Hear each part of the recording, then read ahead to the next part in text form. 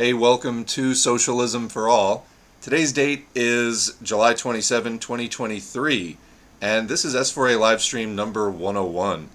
I thought that I might cap the numbered live streams in which I do the whole song and dance of clipping articles and actually putting a show together rather than just the office hours streams. But, I kind of went through the phase of, the Twitter burnout and all that kind of stuff. And we're back. So we're going to do some articles today. We're going to talk about UFOs, killer robots. We got some great stuff coming up. Deadly viruses. We got it all. We're missing, giant ape men, I guess, but you can't have everything. So we had a nice office hours stream on Tuesday where we just rapped for a while. It was like a 3-hour stream, and there was somebody in the chat here at twitch.tv/socialisms4a. Go follow the channel if you haven't already and you have a Twitch account. There was somebody in there who was a student of history, college student in Europe, and they're asking a few good faith questions about socialism. We actually had a very good discussion with that person, and I think everyone came away better for it. You like to see that, some actual open-mindedness, and we're able to correct a few of their misconceptions about Marxism, such as that Marxists just think like humans are all innately good, and anyway, there's just like a lot of misconceptions about what it is Marxists are fighting for. We're fighting for a better social system. It doesn't necessarily mean that we think humans are all like innately good. Humans, as we're discussing then, and that office hour stream will be edited and put up on the channel probably by the time this gets put up on the channel Saturday or Sunday. We have intelligence and we have imagination, and we have, therefore, immense innate capacity for cruelty or kindness or, anywhere in between. What we're fighting for is an end to class exploitation and more cooperative, inclusive, and dignified social systems that make it easier to bring out the best in humanity, rather than having a system where people are ruled by fear, crushed, humiliated, and so on, which tends to bring out the worst, obviously, in people. And that's really more what we're fighting for, an end to class society, class exploitation. Will it solve every problem that humanity faces? No. But as far as our social arrangements, it will go a long way towards that. Biologically, we are advanced primates. We're big, smart monkeys, and a lot of primates are kind of mean. I mean, there's just sort of issues in our instincts.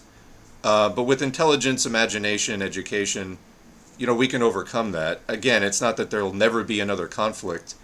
It's not that people will never experience interpersonal jealousy or, any other issue. All of that will persist, but we'll be able to work together and not live in a constant state of fear and oppression and exploitation, which will make, focusing on solutions and living our best lives a lot easier. So that's the idea there. But yeah, we had a good office hours on Tuesday. Today is going to be less chat-oriented, although I am joined, as always, we got 31 people in the chat right now. And we'll have some chat, but it's going to be more of a article-focused day.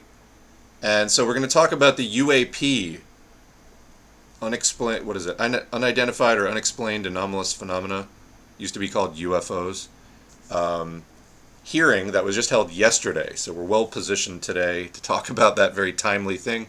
U.S. Congress just had this 2-hour hearing with 3 people from the military who, are representatives. They're basically calling for a reporting system for pilots, both military and commercial, to be able to report any encounters that they have with, unexplained aircraft that move in ways that it doesn't seem to be possible based on current technology and other things that people report.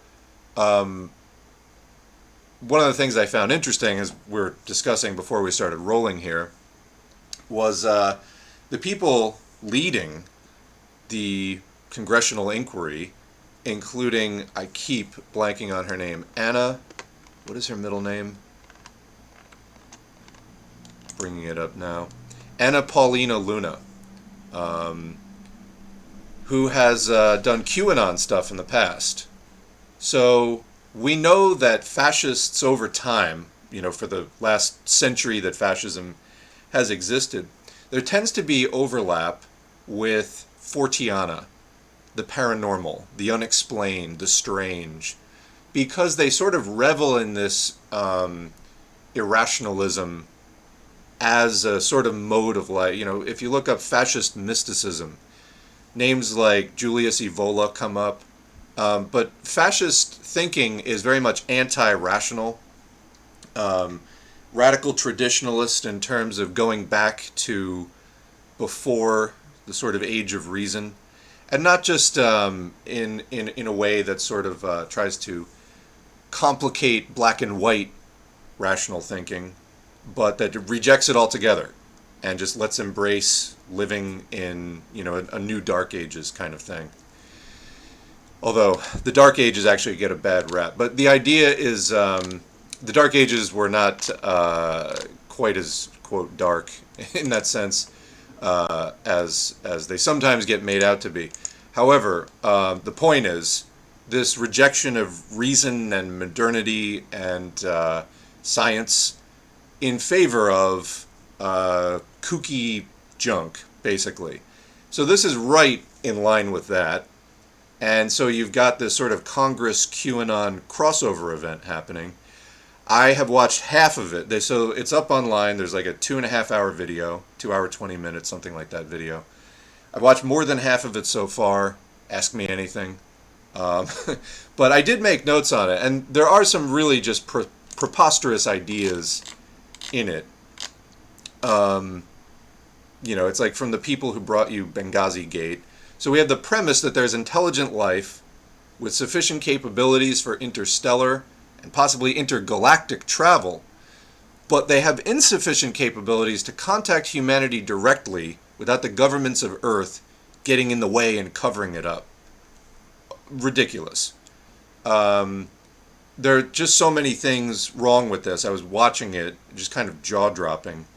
Friend was commenting on it like, is this just QAnon stuff? Because it just seems insane. So there are real cover-ups in the world. I'm not at all convinced this is one of them. And, curious how this always happens around U.S. military bases and so on. Wouldn't other countries around the world have access to this information as well? So I see some people who consider themselves leftists on social media getting wrapped up in this. Utter lack of ideological grounding, I think. They talk a lot in the hearings about the crisis of confidence in the U.S. government.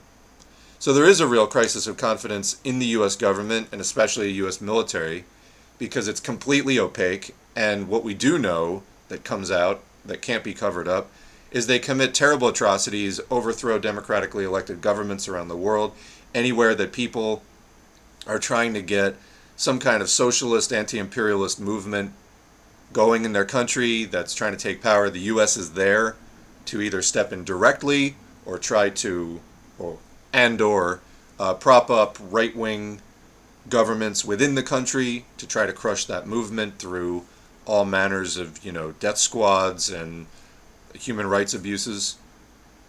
We know that they do that. And yeah, there is a crisis of confidence for sure.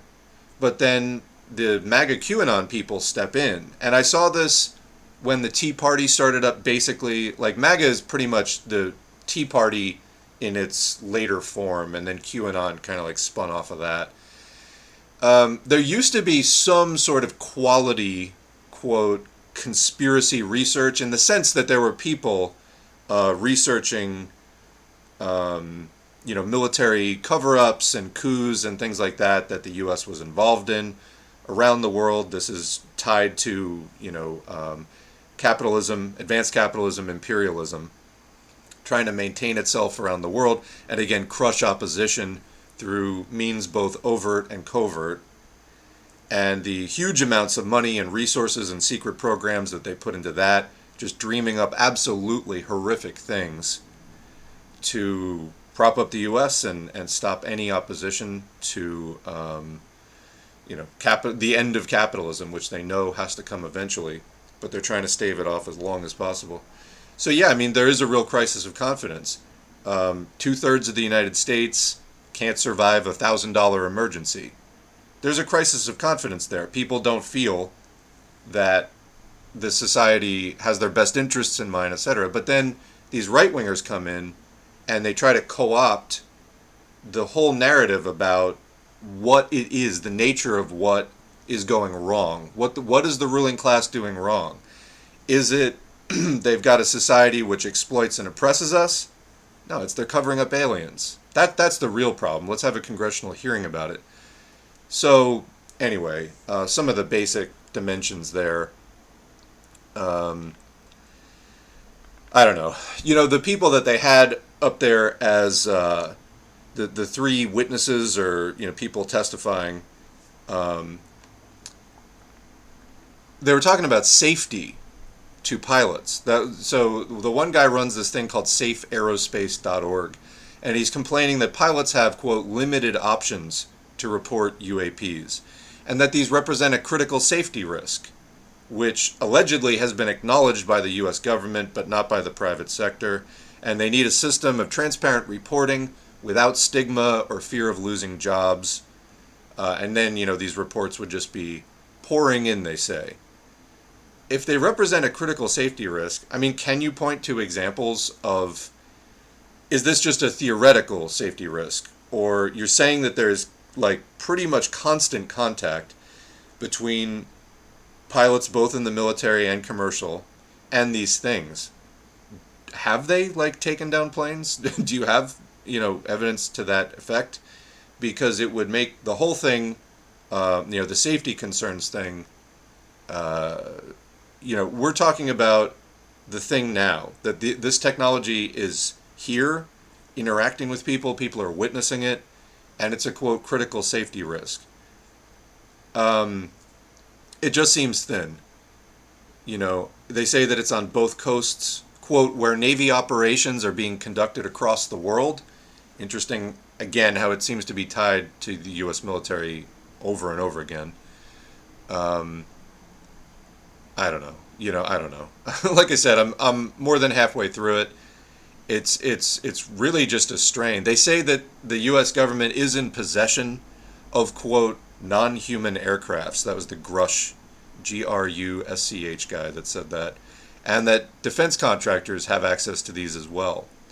So he's explicitly saying that these are non-human aircrafts. This is some extraterrestrial life form, or I guess technically it could be some sort of, if you subscribe to Hollow Earth theory, it could be from somewhere else on the Earth, something like that.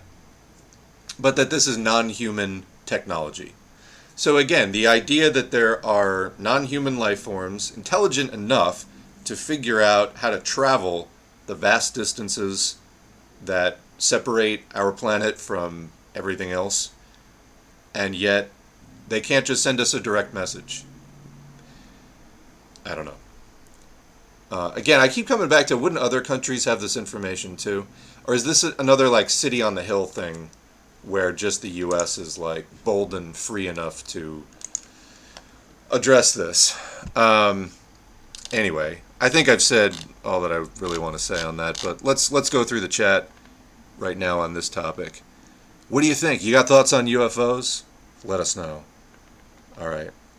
Reminder, UFOs does not necessarily mean aliens. Definitely. I mean, is it possible that these things are not physical but are illusions, spoofs that fool the equipment and the sensors?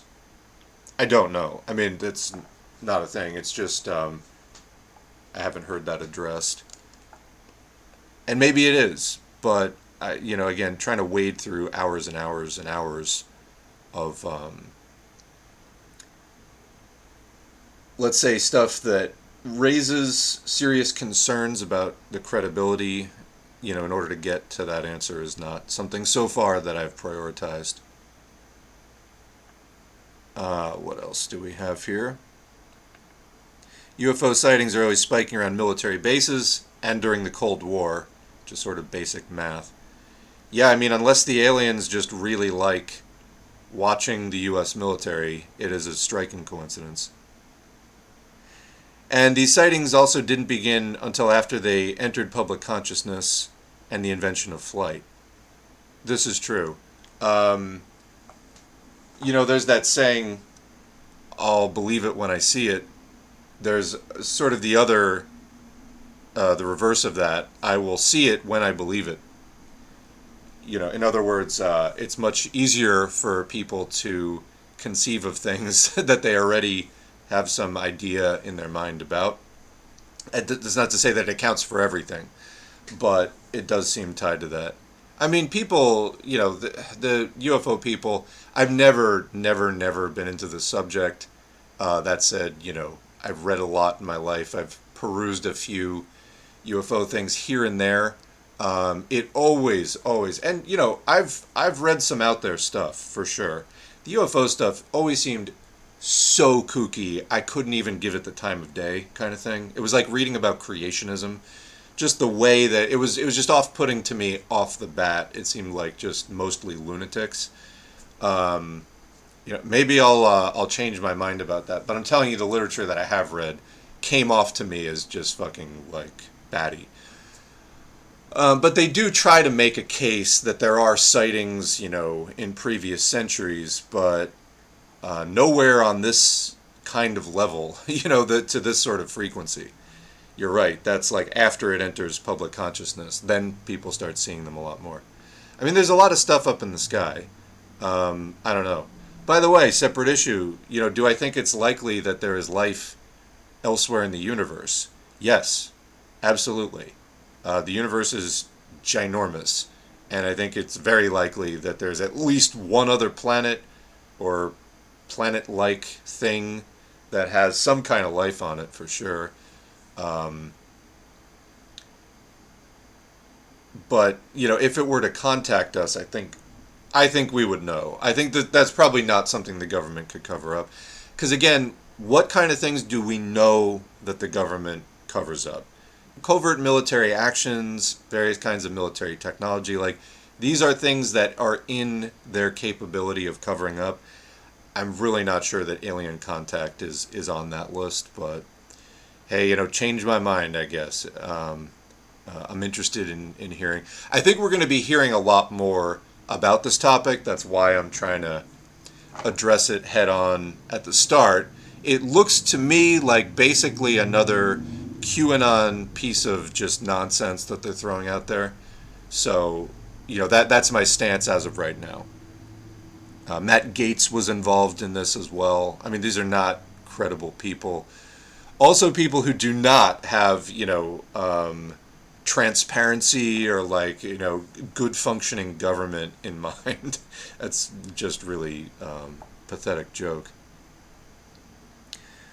Lumpin, I'll come back to your comment about organizing culinary workers inside a healthcare facility. I mean, SEIU sounds like it might be the obvious one, but I'm not sure that they're going to get involved. Have you read the organizing manuals that are up on the channel so far? But yeah, anyway, aside from that, I'm not sure. If someone can help Lumpin out, please leave a comment. Do bring that up in future streams, though. Maybe we can discuss that further. Another comment. I've seen multiple, quote, UFOs, unidentified flying objects. But I'm also like a 30-minute drive from 4 different military bases, so, go figure.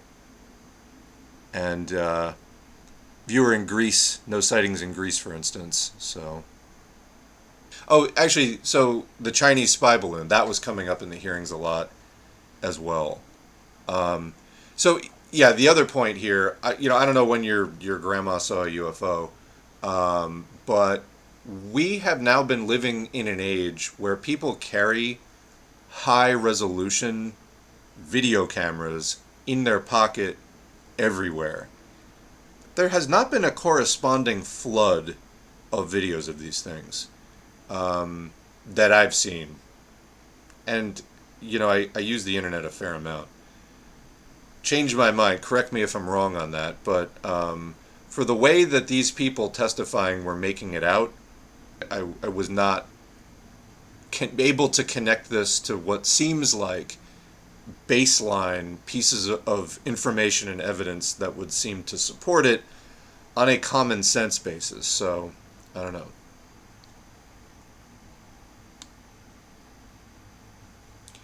Did you see the shit about companies being able to play ads to your brain as you sleep? Thankfully, not yet, but I don't know. Aliens exist? I mean, we really don't know that for sure. I think it's very likely, but we have no conclusive evidence of that yet. But they're so far away from Earth, they might as well be in a different universe. There may be ways of, okay,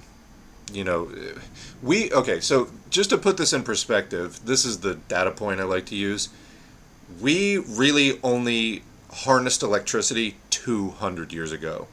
We know next to nothing overall about physics, chemistry, and so on. I mean, we know some of the basics, but as far as advanced stuff, there are studies coming out all the time that challenge basic foundational assumptions of physical science theories and what we think we know about the universe, the nature of matter, space-time.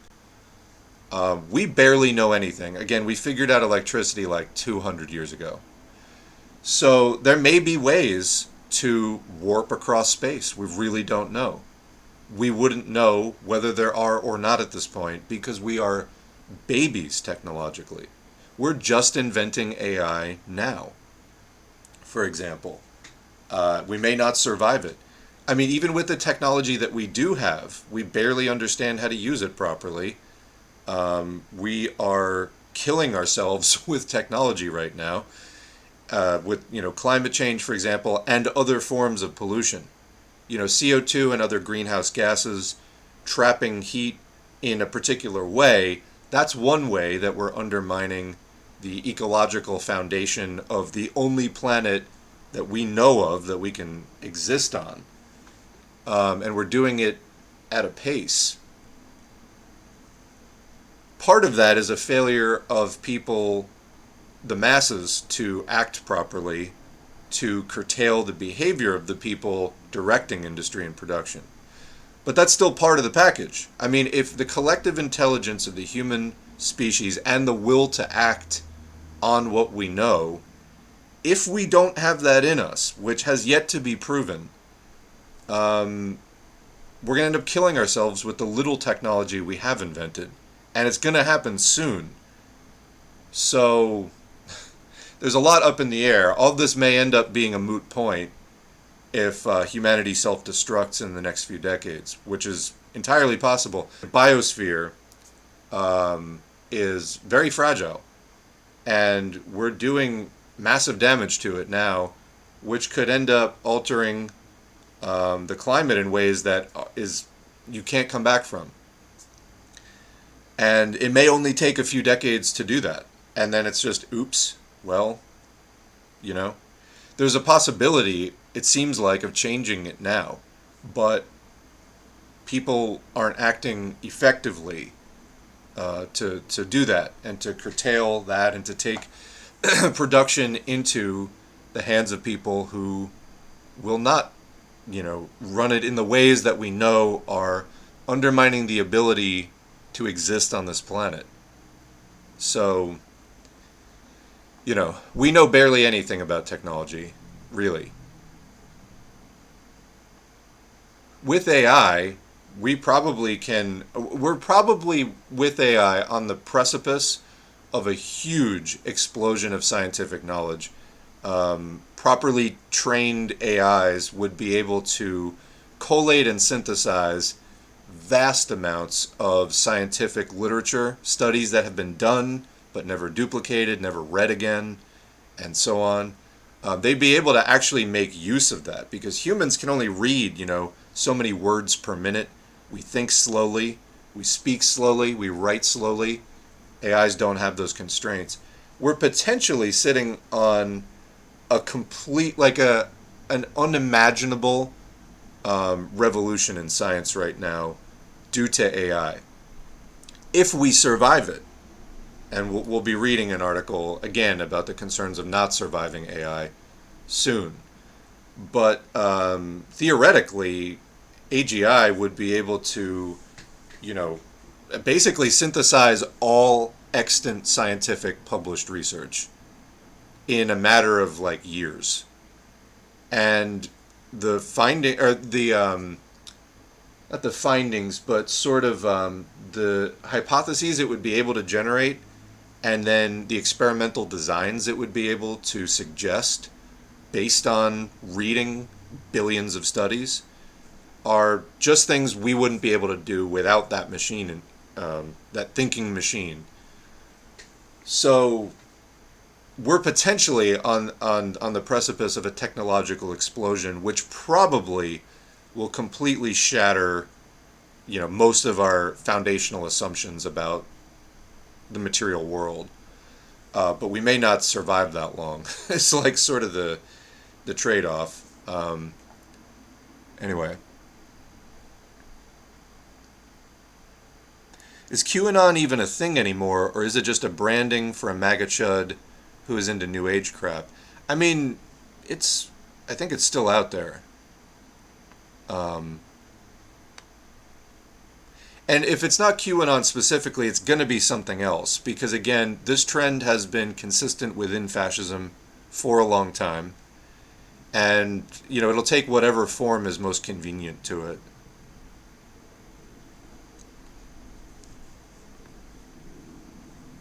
I've heard that the World Socialist website was suspect. WSWS. They're Trotskyist. I mean, that's probably why you've heard that it was suspect, is many people do not regard Trotskyists highly.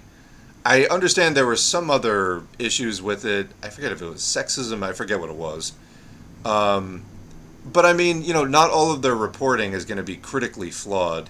But for the love of God, they need to stop dropping mentions of Stalinism into completely unrelated reporting. But I mean that may be why. So that said, I mean they've done pandemic coverage that was decent. But as a political movement, I can't say I would sort of suggest that. We're one alien 9/11 before the next wave of endless war. Yeah, people have to be real careful what they allow themselves to believe. So critical thinking comes down to requiring evidence in order to believe something. Do you care if your beliefs are true? And how do you ask for evidence? How do you evaluate evidence? Do you just accept things on simple faith just because somebody said so? Evaluating evidence is crucial. I do plan to at some point. I really just have a lot more audiobooks I want to do. Once I get more of the audiobooks out of the way, I do want to come around to some sort of guides that I want to put together. One of them is sort of a guide to the basics of critical thinking and evaluating evidence. But yeah, I mean, people have suggested many times. I think even was it Ronald Reagan who suggested that meeting aliens would be a way that all of humanity could be united or something like that. It's sort of very fertile ground for a psyop. So UFO stories could be to distract away from climate chaos. Yeah, I mean anything that is let's put it this way. If there are aliens that have the technological capacity to cross intergalactic space, and they mean us harm, we don't have a chance of fighting back. So you might as well not even worry about it. You know, they make movies, and we'll get into this with AGI as well, because we are, with AGI, building a non-human alien intelligence, which the point of which is to be vastly superior to innate human intelligence. It would be smarter than even the smartest natural human brain. So we're literally building, you know, alien superhuman intelligence that does not have our mammalian outlook on life and existence. Doesn't feel pain the same way we do. It would be potentially very difficult to relate to or understand its psychology. We already don't understand the psychology, so to speak, of the AIs, which are not superhuman yet, but will be soon because computing power keeps doubling every few years. So it's a matter of time before the AIs are smarter than we are. They're already roughly comparable to human intelligence now. And of course, they process information much faster. So, I mean, as far as their thinking ability, roughly comparable to humans, still sort of subpar compared to most humans. But the quantity of data they can process is vastly superior to what humans can do.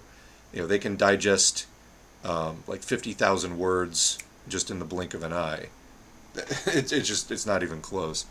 So as the computing power goes up and those systems become smarter in their thinking and the way that they combine information, I mean, that would be a much more immediate threat, in other words, and we're building it. So, again, tragic. People need distractions from their major problems like living standards, homelessness, etc. And that's exactly what fascism is there to do. As we've talked about many times, fascism will copy the aesthetics and the rhetoric. It will try to appear and sound revolutionary in some respects, to act as a sort of decoy for people gaining class consciousness but aren't quite there yet, to funnel it into something which in its actual substance and content is counter-revolutionary and lowers class consciousness.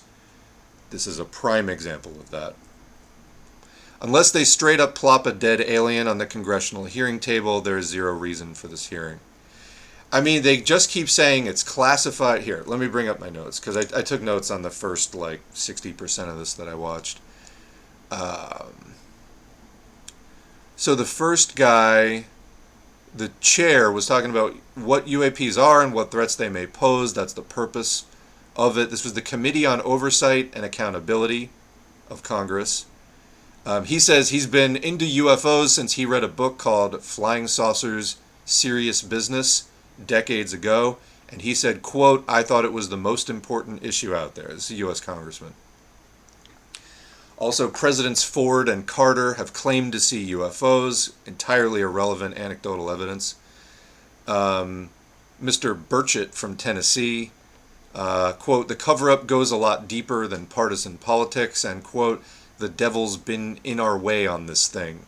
He also promoted the guy who broke into Area 51 by name. Then again, you have Paulina Luna, who has worked with QAnon in like the last few years. So these are the kinds of people heading this thing up on the government side. The trust in institutions theme was repeated a lot. They talk about we need more openness, transparency, and sharing of information. But again, just about, UFOs, not about most other things. And quote, "We should encourage more reporting, not less, on UAPs." Yes, it's a wonderful distraction as capitalism continues to have crisis after crisis. Then the three witnesses, the first guy, Graves, he's the one that runs Safe Aerospace, says that these sightings are, quote, "routine," but that pilots have, quote, "limited options to report UAPs," and that they, quote, "represent a critical safety risk." People need to be able to report without stigma or fear of losing jobs. He says he's currently working with 30 pilots who've encountered them, but there are many more as well. He's calling for a centralized information location for reporting them. And then he gets into some of the specifics, like items that remain stationary in the air in Category 4 winds or have erratic or quick behaviors, both coasts. But again, have there been compromises of safety or just the threat? Because unlike AI, where we're talking about the existential threat of AI, we're seeing rapid leaps forward, seemingly emergent capabilities showing up that weren't programmed into the AI, from to iteration, from GPT-2 to GPT-3. Now with GPT-4, people within AI are shocked at how much smarter at its performance, how much smarter it appears to be in the things it can actually do, to the point where it's not a leap to say, it's in fact very logical to say GPT-5 will be even more shocking in its ability, let alone a GPT-6 or 7, and the risk of losing control of that. Well, we will read that article later. But that's a here and now present threat that's on the doorstep. Whereas in this case, apparently, dozens of pilots are encountering what he described from a compilation of reports is primarily a dark cube inside of a clear sphere with the corners of the cube touching the interior of the clear sphere. That's like the most common type of UFO that's being cited. No reports of harm yet, at least that were presented here. So, I don't know. If these things are real, they haven't been hurting us. And yet they do seem to represent a very advanced technology. So, and again, that's a big if there. That's a big if. Anyway, the middle guy, Grush, who's the one, I think he had the New York Times interview. Anyway, he was reporting to a UAP task force within the military, very hush-hush stuff. 2019 to 2021, he became a whistleblower. May 2022, says that the government is absolutely in possession of UAPs. Well, that doesn't make any sense. UAP is unexplained or unidentified aerial phenomenon. You can't be in possession of a phenomenon. You'd be in possession of a spacecraft. That's what you would be. And as far as it being a spacecraft, the third guy, Fravor, said he's the guy that saw the quote Tic Tac, I guess, item that was had a pill shape and was darting around like a ping pong ball. He said it could go straight up to 80,000 feet, which is space. It's like beyond the atmosphere. Anyway, and Grush said, again, perhaps not coincidentally, that these things have been seen since the 1930s. Again, when flight was entering popular consciousness. So go figure. Anyway, the Fravor guy, the third guy, was saying many commercial pilots over the Pacific spot, quote, lights. All right. And that he experienced radar jamming from the, quote, Tic Tac, and that it appeared to be far beyond our current material science. So many questions, again, from the people who brought you Benghazi Gate. Here we are. The way that, I'm going to forget her middle name again. Anna, help me out here. I just have a mental block on her name. Anna Paulina Luna. The way she was just so excited about this when she was talking about it, it was just like you had opened up U.S. Congress to some, backwater conspiracy forum on the internet, basically. So, anyway. All right, going through the comments again. Sorry, aliens, we're already married to God.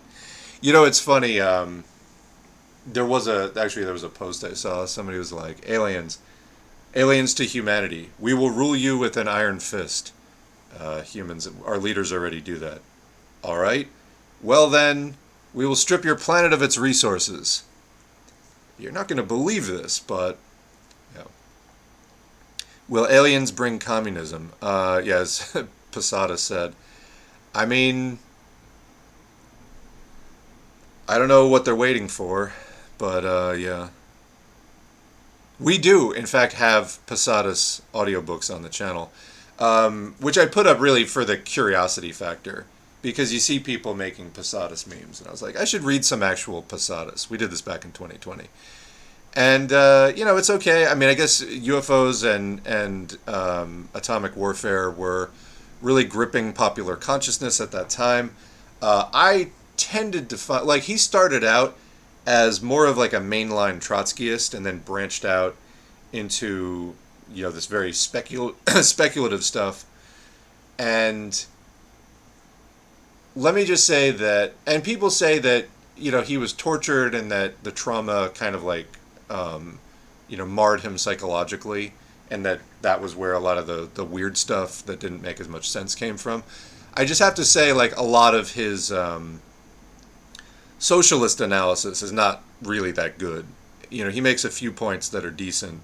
As far as, I've read a fair amount of Marxist theory at this point. I did not think Posadism was up there with even the middle tier of it, but the aerial school UFO incident that happened in Rua, Zimbabwe is interesting to me. Fair enough, I've never heard of that. The only aliens I want to learn about is the alienation of human beings and nature due to capitalism. There you go. I remember reading that there is an estimated 20,000 planets in the universe that have the same conditions as Earth for life. I mean, these are guesses because we don't actually know that much about the universe. I actually follow a fair amount. Once upon a time, I was interested in astrophysics. I really felt ultimately it was not my people, so to speak. Within academia, I realized I was not going to be very happy around lots of mathematicians. Just was not my vibe. But yet the topic is interesting to me. Like many materialists, I am interested in physics and the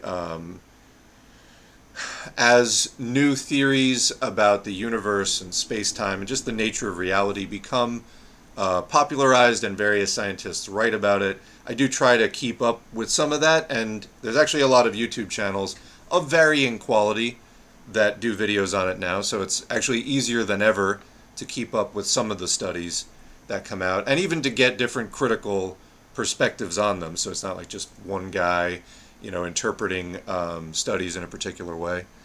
But I mean, that's interesting to me, and what I notice is that there are continually new findings.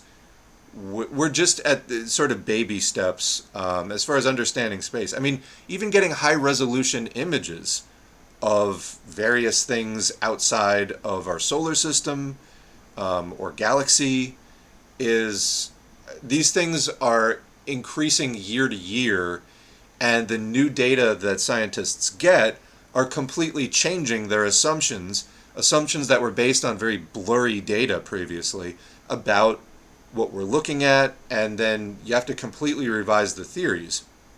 So I think it's in its infancy, really, as far as understanding much of space outside of the solar system, really. So it's very interesting, though, but I think people sometimes leap to conclusions about stuff and then try to really nail down stuff that you're going to have to tear back up again later. And that's just how science goes. But I think particularly in the domain of like astrophysics and even the implications of the findings there for, particle physics and sort of the subatomic domain, it just keeps changing in radical ways as our instruments improve, as more data are collected. So, it's interesting, but I really caution people not to embrace any theory too tightly yet, because the science is just changing so fast. Just knowing that Matt Gaetz is involved should throw up a ton of red flags on anyone's bullshit meter. Absolutely. And again, look into Paulina Luna. I remembered at that time. Okay, going back to Lumpen's question about organizing food workers in an institutional facility. Yeah, there is UFCW, but and again maybe SEIU. I don't think either of them are great unions in terms of like really being fighting unions, but yeah, those are the ones like off the top of my head. But they're not calling you back. Yeah, it's something that you may want to go more of a DIY route. Um, I don't know. This is a much longer conversation. We'll come back to. I believe there are animals on Europa, a moon. It is at least probable because they have water viewed outside of the ice sheets, meaning warm enough oceans similar to here on Earth. I mean, that's a belief based on very limited information. So, is it a possibility? Maybe. We really need a lot more information. Yeah, our chemistry is so rudimentary, it's impressive that we can do anything. Again, it's been about 200 years that we have, like, that the building blocks of modern science have even been around. So, obviously, there is a steeply increasing pace with which, science used to advance more slowly. Now it's advancing just due to the instruments and everything. There are feedback loops there that, like with computing power, the use of computers to do calculations and run simulations and models has vastly increased our ability to do, studies and to collate data. AI is probably going to kick this up to another level that is way beyond what anybody thought. There was an interesting thing I was just watching, for example, about the use of AI to understand the subatomic particles within a proton. And it isn't the highest level of confirmation yet, but very close to it, that what we had assumed about protons, the contents of protons, is partly correct, but it's actually much more complicated than we thought. And again, it's AI that is able to do all the thinking and computations that lets us see that. So we're probably standing on the precipice of an explosion, like a revolution in science, basically, because we'll no longer just be using our own gray matter. And where that goes, nobody knows. For physics, we don't know what dark matter is, which, and there's new theories on what dark matter is constantly, and none of them are that likely to be true. There are many different theories. Are they black holes? What are they? Are they tiny black holes? Is it dark energy? There's all kinds of different ideas, and none of them really seem that likely to be true. Yet there is the observable effects of the universe suggests that there's a lot more matter out there, but we can't detect this matter. So it could be there's some other kind of matter that we lack the material means of detecting or interacting with, measuring, and this could completely change everything that we think. So anyway.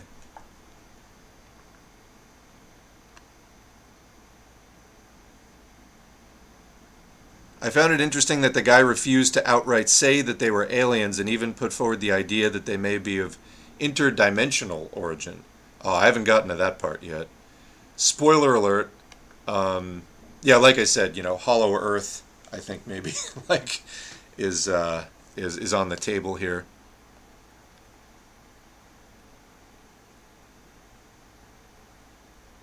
My cat had to get part of a tumor removed from his nose. The surgery cost $3,000.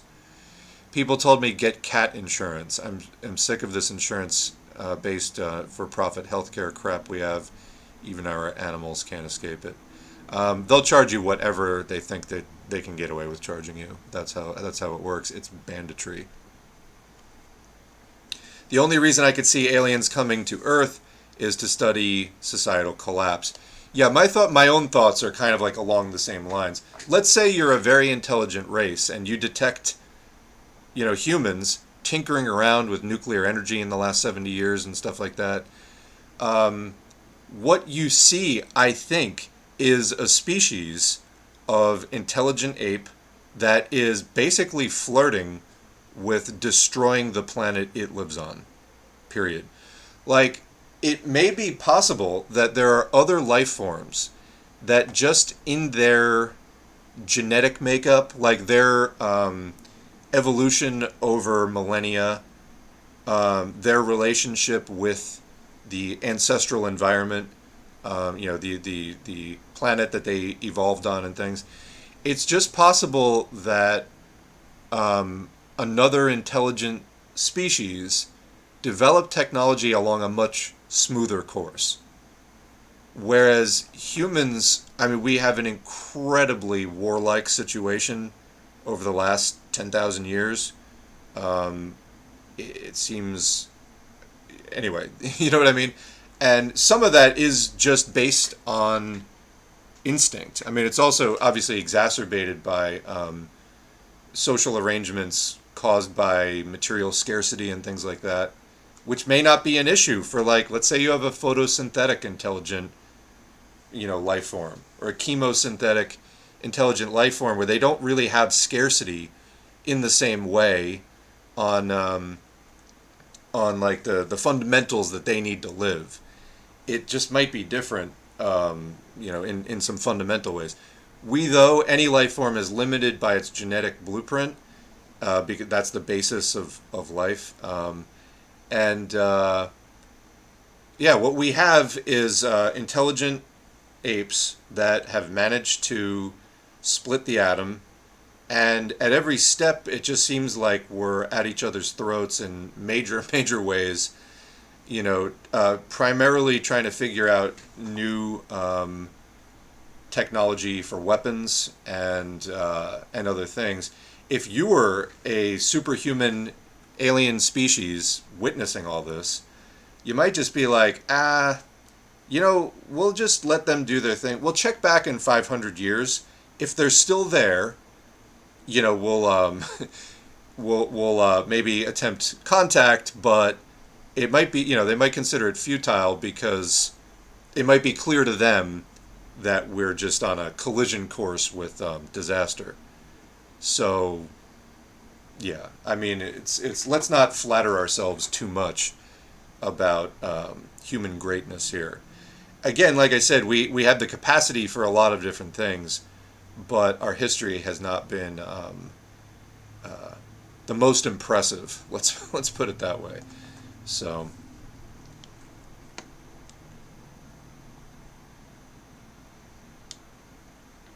Oh yeah, there's like the theory that UFO sightings line up with major conflicts, whether it's war or ecological, that they're maybe like here to observe or something. Yeah, I mean, it's a lot of assumptions, but if I were them, I think you can see a couple of scenarios. There's that movie that got a remake. I'm tempted to say a bad remake with Keanu Reeves, The Day the Earth Stood Still. I think it's from like late 2000s. But anyway, there was a 50s version of The Day the Earth Stood Still. Maybe it was 1960. Anyway, that's a great movie. Klaatu Barada Nikto. Spoiler alert, mute your thing for the next 20, 30 seconds if you don't want to hear The Day the Earth Stood Still get spoiled. But essentially, it was a commentary on nuclear weapons where an alien species came down to Earth and they left a sort of guardian robot on Earth, and they said, hey, we just detected that you have detonated an atomic bomb. You now pose a threat to the safety of the entire, all other life in the universe, and we're stationing this robot here, which will obliterate your species if you do anything stupid. Welcome to the Intergalactic Federation. See you later. And it's The Day the Earth Stood Still because, to prove the point, they stopped all the technology for like an hour, I think, in the middle of the day one day, sort of to get everybody's attention. Great movie, though. Highly recommend it. I mean, it's also a commentary. I mean, not just on aliens. It's social commentary on, hey, countries have to figure out some way to get along. Obviously, some sort of idealist bourgeois thinking there, but you get the point, which is, hey, humanity can now destroy, has huge destructive power, we have to settle social conflicts. Of course, as Marxists, we know this is going to happen through, if it's going to happen at all, it's going to happen through social revolution. But yeah, an external stimulus plus the human brain, certainly an interesting situation. Human brain capable of a lot. So S4A, if capitalism is a regressive force which never allows technology that empowers workers. I mean, it does to a certain extent, but it does try to steer the technology away from empowering workers. But this is part of the theory of why proletarians would take over. Capitalism requires us to be educated to an extent that we can end up running the economy. You know what I mean? And then the capitalists make themselves obsolete through the education they have to give us just to do our jobs in their system. Anyway, doesn't AI kill capitalism before it kills us? So I had thoughts about this. This is actually a decent jumping off point. This is a decent jumping off point for a community post that I put up the other day that was on the subject of AGI, because Eliezer Yudkowsky, who we covered in live streams number 97 and 98, started warning after GPT-4, and not ChatGPT, but the technology on which it's based, which is much more advanced than ChatGPT. ChatGPT, like all chatbots, is a dumbed-down version of the core technology, which is GPT-4 in this case. And I did share a video. It's about a guy who teaches, he like works at Microsoft, teaches at Princeton, and it's called, if you search on GPT-4 Sparks of AGI, question mark, or if you scroll through the community tabs, it's there. Anyway, this technology came out this spring, so recently. And Yudkowsky started in, it was either late March or early April, to warn about, you know, my God, like GPT-4 is much more advanced. He had been working in AI safety for quite a while, and GPT-4 was much more advanced than he was prepared to see. And as somebody who works in AI safety, he was like, we have lost. You must shut it down immediately if it gets any more advanced. The odds of us not being able to control it are very, very, very high. And we are going to read, and I might just do both at once right now. But anyway, he did a TED Talk like 2 weeks ago. And so this was my community post. I'll just read it here. Last week, AI safety and alignment, basically AI alignment is the same, it's another name for AI safety. AI safety and alignment scientist Eliezer Yudkowsky gave a brief 10-minute TED Talk about what he calls AI not kill everyoneism, which, you know, people are like, do you have an ideology? And it's like, I just don't want AI to kill everyone, which I think is likely if we build it. So AI not kill everyoneism.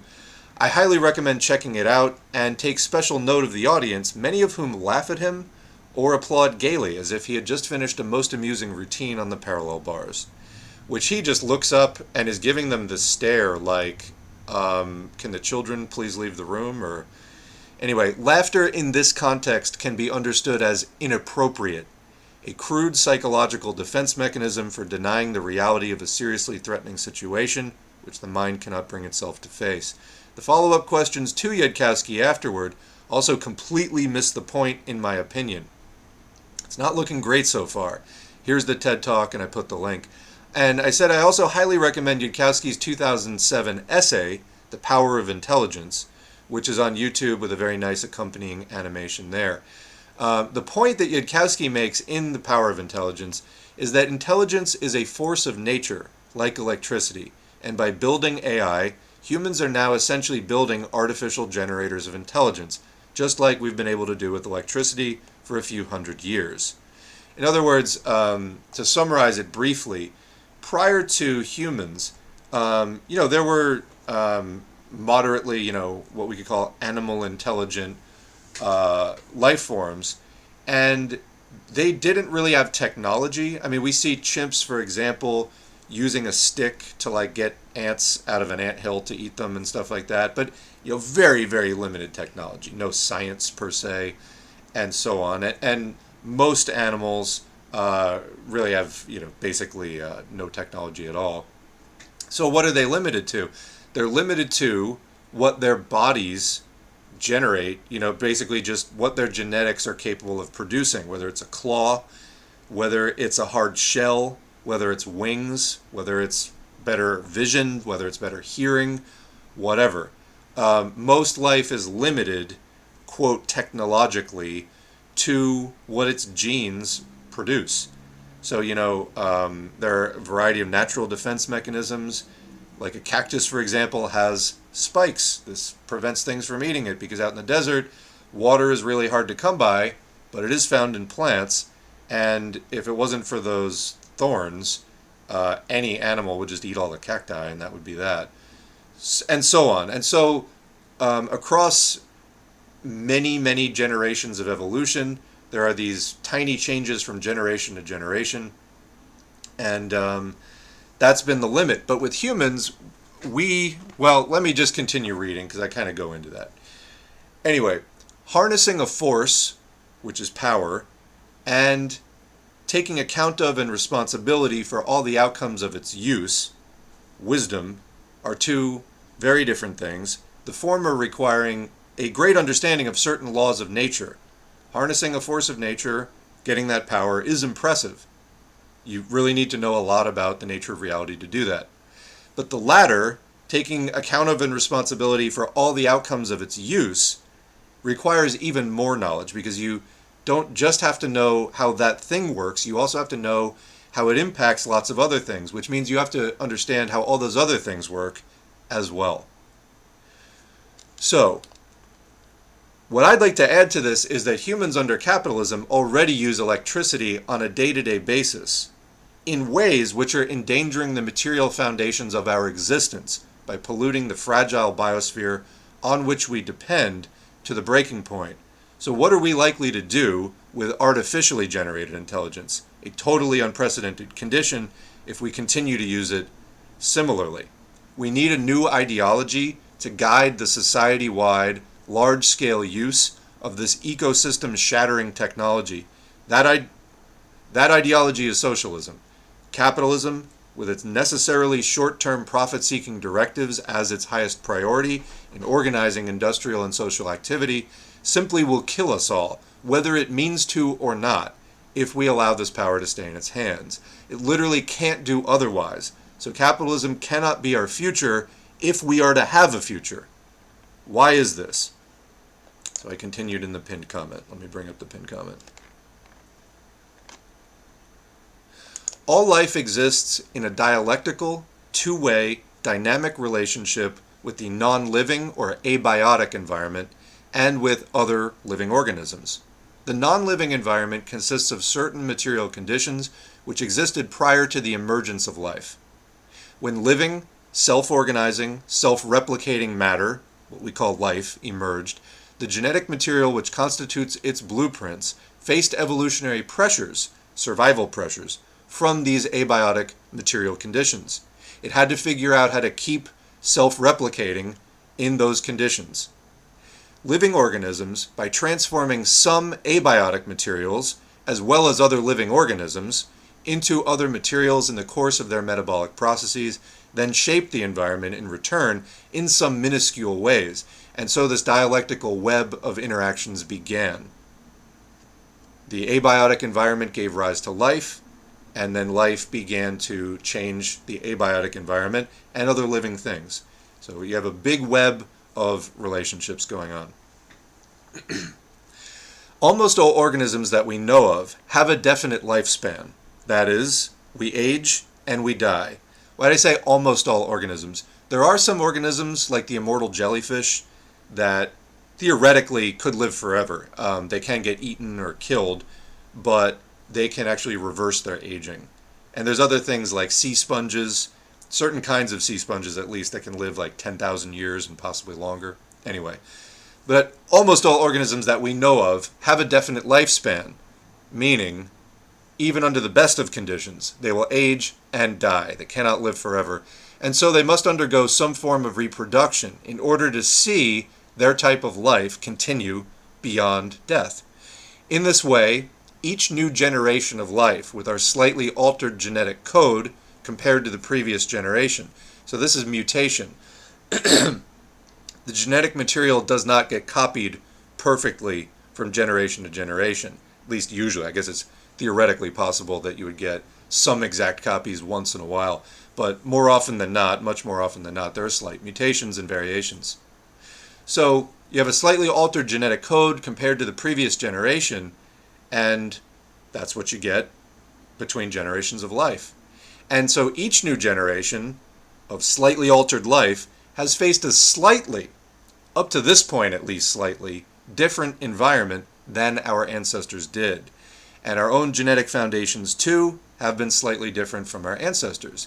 So this is evolution, the slow intergenerational adaptation of life to its usually very slowly changing environment. Or even if the environment changes more rapidly, usually it's in some kind of cyclical pattern. It's not just sheer chaos, in other words. Organisms, and so in other words, life can adapt to it. It can learn that periodicity and live within that set of conditions, although the conditions will not be static all the time. Organisms which turn out to be more fit for the current environment are more likely to survive and reproduce, while those less fit must either seek a different environment in which they're more successful, or they'll be less likely to survive and reproduce, possibly vanishing from existence altogether over time.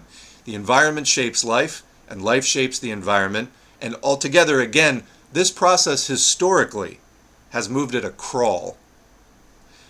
So while the non-living environment is dispassionately durable, it doesn't care. Stars crash into each other, they get torn apart, they explode, they're supernovas. Black holes devour matter, and then they leak out its distorted remnants, its Hawking radiation.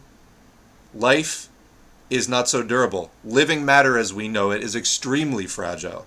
It exists only within very narrow sets of conditions. Too hot, you die. Too cold, you die. Too dry, you die. Not enough oxygen, you die. Too many mutagenic chemicals in your water, you die. Too much ionizing radiation, you die, and so on. It can happen very quickly, running out of air, for example. And it's very unforgiving. So in general, life has learned to stick pretty closely to what it knows it can survive in any given window of time in order to keep on going, changing significantly only when forced by conditions to develop new ways to continue on. For most life, this has meant developing new genetic or biological traits, but for present-day humans, we've developed the one biological trait to rule them all, and this sort of links back up with that Power of Intelligence essay. One of our biological traits, rooted in our genes, is massively heightened intelligence compared to the other life on Earth. There are a few other somewhat intelligent species. For example, certain species of birds are capable of solving puzzles on the level of like a 7 or 8-year-old child, like crows, corvids, basically. Octopi also seem to be intelligent in a different way. They too can solve puzzles, but their intelligence is like really different. Their arms can act almost independently of each other. So, they're very different forms of intelligence that evolved somewhat separately. But there are very few instances of species that have this at all, and humans seem to have by far the most. Anyway, this massively heightened intelligence, which is a biological feature, allows us to manipulate our environment technologically to an extent which is unique to our species. And we're now about to augment that natural intelligence with a product of its own creation, artificial intelligence, probably causing an explosion in technical and possibly even artistic know-how, the specifics of which are impossible for us to predict with our comparatively lesser innate intelligence. While it could be said that all life has a certain level of intelligence for going about its business of surviving, compared to present-day humans, most of this intelligence is quite limited.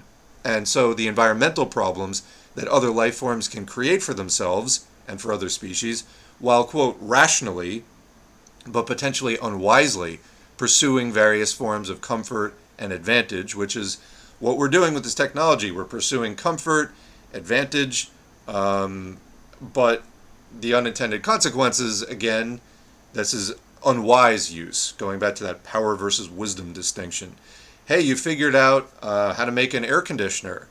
Tremendous. Do you understand all of the ways it's going to impact everything else? The answer overwhelmingly is, let's just not think about it. Anyway, the environmental problems that other life forms can create for themselves while, quote, rationally but potentially unwisely pursuing various forms of comfort and advantage are just nowhere near the level of being planet-destroying. You could give a present-day cat, for example, 1,000,000 years to write the great American novel. It simply wouldn't be able to grasp the assignment. You could give a present-day maple tree eternity to develop nuclear fusion, and it would just stand there. Humans, on the other hand, have evolved new parts of our brains, which allow us to do extraordinary things, yet we do not currently have an ideology in place that can keep us safe from all the unintended consequences of our technology. Technology that's now developing at a lightning pace, introducing new material, environmental conditions. New material, environmental conditions which are running roughshod over our genetic basis, and potentially that of all terrestrial life, which again evolved to meet certain ranges of conditions on this earth. It's possible that through our technology, we could cause atmospheric and other environmental changes that take the earth outside any of the conditions that any of the life presently on it can survive. And we do not adapt to new conditions genetically as quickly as we're changing conditions technologically. This is simply a problem most other organisms do not face. So we humans must face it alone and fast. The situation, standing in stark contrast if we choose to acknowledge it over previous eras of life, is that humans now have the curious technological ability to shape our environment much faster than it can shape us. To me, restating it in this way was something I'd been trying to articulate for a long time, but there it is. Humans now have the curious technological ability to shape our environment much faster than it can shape us. What does that mean? It means that faster than we can biologically evolve from generation to generation to adapt to and cope with our environment's changes, or in other words, to survive our environment's changes, which we are inducing. Because remember, the natural environment changes at a certain pace. Humans have been in sync with that for a very long time. We now are, and the environment changes us over time. We adapt to those conditions. There's a certain amount of genetic variation possible between generations, and there's a certain rate of evolution. That's possible. You know, there are some life forms, like I think alligators and dragonflies, that achieved a very fit form a long time ago and haven't really changed much. Humans, though, have been changing a lot. But the problem is, you know, we can't, in 3 generations, evolve to withstand 120-degree heat on a daily basis. That's not a thing that we can do. We can evolve a certain amount, which is in accordance with the amount that the environment was naturally changing over the course of most of our evolution and existence. But we're now changing the environment faster than it can change us. If the environment challenges our survival threshold more quickly than we can adapt to it genetically, which is again a very slow process, then we, maybe all of us, die, and we probably will take many other species, maybe all of them, with us. Capitalism is the class ideology which brought us to this point of technological and social development, but it will now kill us if we continue to let it reign. That's a choice that the human masses of the earth now face on a daily basis. It's staring us in the face with every report of record heat, every study on forever chemicals in the rainwater, etc. Will we let capitalism continue? That is the question that comes through all of these. Socialism or extinction is the necessary framing now. Socialism is inevitable, not in the sense that it's guaranteed to happen. It isn't. We have to organize the world socialist revolution in region after region of the planet as quickly as we can do it. But it is inevitable in the sense that if we want a future for humanity, socialism is now the only way we can access it. By accepting this, we can fight to win the world, or by denying it, we can fight to numb the pain of ecocide with the false comforts of the dysfunctional behaviors which are currently bringing it about. These are the options handed to us by history. And so I linked there for further reading two Yudkowsky articles, AGI Ruin, A List of Lethalities, and the more satirical, tongue-in-cheek Miri announces a new Death with Dignity strategy, both from 2022. We're going to read AGI Ruin later in the stream, but I want to get back into the chat. I'm sure people have some thoughts about that, but I thought that was a good jumping off point for that. The productivity boom from AI certainly heightened contradictions considerably. I mean, already, yeah, AI is rapidly changing the way many types of jobs are done and are going to be done in the next 30 years. I think some of the estimates I've been seeing is like a third of current jobs will be redundant, unnecessary. Human labor will not be required to the current extent because AI will take over the process where it needs much less human input. So yeah, huge disruptions there. Oh, World Socialist website posted an article urging the Amazon workers in Alabama to vote no on the union in 2021. I missed that. I don't know any of the details on that. Seems bad on its face. I don't know what their reasoning was. A bit off topic, but Cornel West going on Lee Camp's show, Redacted, Redacted Tonight, calling the Soviet Union an empire and an example of human greed was cringy. Yeah, I don't think he's coming from a place of like criticism, from a Marxist stance of like that it was maybe social imperialist or something like that, but just sort of a blanket, just like anti-communist way, an example of human greed. Yeah, that's the U.S. left needs to, this is the kind of barometer for how mature politically is the U.S. left. Is, who are its sort of standard bearers. And again, I think Cornel West is even a step backwards from Bernie Sanders. But what we're going to get until and unless there is a widespread militant labor movement and tens of millions of workers become vastly more class conscious through struggle and study and realize their strength and start raising their heads higher, looking further out on the horizon as far as the scope of the demands that they can make. Just bit my tongue. The class consciousness has to come up much higher, or else you're just going to keep getting these reformist sockdems that are trying to either do things through political channels like Bernie Sanders. That's not to say nothing can be done through political channels. It can. For example, you could make changes to the labor laws to make it easier to form unions. Democrats have been talking about card check forever. They never do it because the labor movement, organized workers, aren't strong enough to make them do it. And so this is the barometer. When you have these sort of reformist sockdems and there's very little labor movement, it means the working class is weak. And so, when it's the Cornel West type of leadership of the left, this is a politically immature, naive, low-class consciousness left, and that's the kind of people it generates. Bad struggle makes a bad vanguard, because the vanguard is just the most class-conscious contingent within the working class. And if your overall level of class consciousness is very low, your vanguard, the relatively, the upper 5 or 10% of the most class-conscious people, is also, you have a lower baseline for the whole thing. And so you're going to keep getting these sort of reformist sockdems, either trying to do things through just political channels, not really backed up by a militant labor movement that can really shut down industry, really show capital that we run things, and has that consciousness of itself as a strong, organized class force. And then even worse than just trying to do things through political channels, which I think Bernie Sanders honestly had a more realistic shot at doing. I mean, say what you want about him, and we've said a lot. He was at least qualified to be president. He was in Congress for like 25 years. I mean, he actually knows the U.S. government, has experience with it. He could have done the job. Whereas somebody like Cornel West, it's just this sort of protest vote. It's this sort of futile,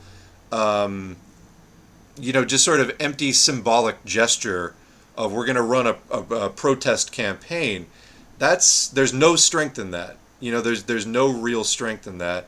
And again, it's a reflection, I think, of the overall left. If this is what we generate and this is what we accept as the working class of the United States, it shows that we need much more class consciousness, and mainly getting that by rebuilding a militant labor movement that knows its own strength and that knows the score in capitalism, knows who's on whose side, and is capable of fighting. But in the meantime, we're going to get these, pretenders and charlatans basically hovering over the, it's like in the cartoons where the person's like crawling through the desert and the vultures are just sort of circling around their head. That's what this is basically, is the barely alive semi-corpse of the U.S. working class, not standing up and calling the shots, but having these sort of, pretenders and grifters swooping in on its corpse. So, yeah. What about bias? Okay, and so on with AGI. Science is often about reinterpretation. Interesting comment. This is, I think, too far afield of our current discussion, but maybe bring it up again in the future. I'm sure we'll keep talking about AI. I mean, if there's one thing Marxists do focus on, it's like changes in the way that productive technology, has had ramifications on society. I think I said that correctly. It behooves us to digest and understand this. We got a great comment here. USSR is sucks. Thank you for that bold contribution to the discourse, Dean91. Have to get my moderation tab open, but thank you.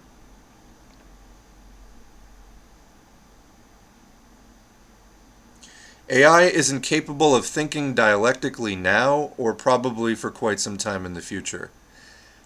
Watch the Sparks of AGI video, because it does show reasoning capability. I don't know exactly what your criteria of thinking dialectically in quotes is, but there were psychological experiments performed with GPT-4 which showed that it definitely had human-like reasoning capability. That was not just based on predictive text. It seemed to actually understand the concepts that were presented to it.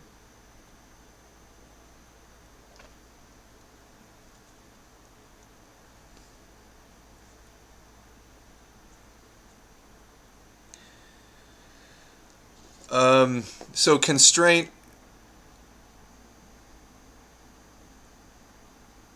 your comment to me, there's another whole comment here, seems to fly in the face of the performance that we see out of GPT-4, etc., that is showing emergent capabilities. They tend to be very specialized. Well, that's not what we're talking about, though. We're talking about AGI. Humans need much less information and infrastructure to operate in the world. That's not real relevant. I mean, yeah, we have different trajectories to our existence. Their abilities are impressive. I don't know why they tend to mystify what they are. It's a machine. It can be a machine and still very dangerous. So I don't know that any of these comments are that relevant to the concerns being presented. Anyway, back on UFOs for a second. The American Heroes channel, okay, AHC Military History Channel, keeps having segments on UFOs and aliens. They keep having on Eric von Däniken, author of Chariots of the Gods and Aftermath of Abductions. Again, this is like fascist TV, basically. This is the kind of stuff they would have you preoccupied with. Fravor, the third guy who was testifying, also said that the Tic Tac craft could do a 180 instantly, which no man-made craft we know about can do. Yeah, he sure did say that. And that's what I know, is that he said that. Yeah, talking about going into space or doing anything space-related at the moment is insane. Our planet is on fire. Their answer is go to space. Maybe when our house is in order. I know that this has been, I mean, I don't think anyone's really talking about we are going to space anytime soon. The missions to Mars have been very, very limited. I mean, I think it's sort of a pipe dream to really think about, terraforming on Mars or something like that as like a realistic thing. Let's put it this way: if any humans have to escape, basically apocalypse on Earth and end up on Mars, I think their days will be very limited, and I think that sort of future would be very bleak, probably not much beyond literally mere survival. And again, on what kind of timeline even is ridiculous. So, yeah, I mean, I think that there's something to be said for understanding space. The idea that we are going to go colonize somewhere else and successfully live there when we face imminent existential threats in the next few decades is ridiculous, because it would definitely take longer than that for us to find somewhere else to live, let's put it that way. That's exactly how I got into scientific socialism. I was really into astrophysics. There you go. If AI can solve quantum physics, then I'm probably wrong about it thinking dialectically. Again, it is most of the AI systems, like they do what you tell them to do. And so they are, many of them, tools in that sense. The more concerning thing we're talking about is in AGI. So people really need to not, stay on subject, in other words. So yeah, there are AIs that are specialized to one particular topic that really do not cause any existential concern to humanity. Again, let's maybe hold off on those comments until we've read the article. Then, for example, constraint, I would be interested in hearing your thoughts on it. But yeah. I am doing my dissertation on weak gravitational lensing, which is cool and all, but I find it hard to justify myself working out mass distributions, standard and dark matter, as a career when we're all headed towards our great filter. Yeah, I mean, the work you're doing is probably very important. And in the context of not facing great existential risks, I'm sure it could be of great value to humanity. However, if we fail on a great existential risk, which we are now confronting, then it literally means nothing, as do all the great artistic and literary achievements, etc., etc.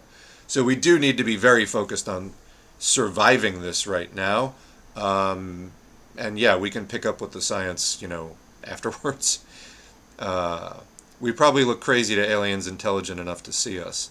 That's kind of what I was saying, is like, if I was a super intelligent alien, I'd probably be like, let's see if these things blow themselves up. If they last 500 years, maybe we'll have a conversation then.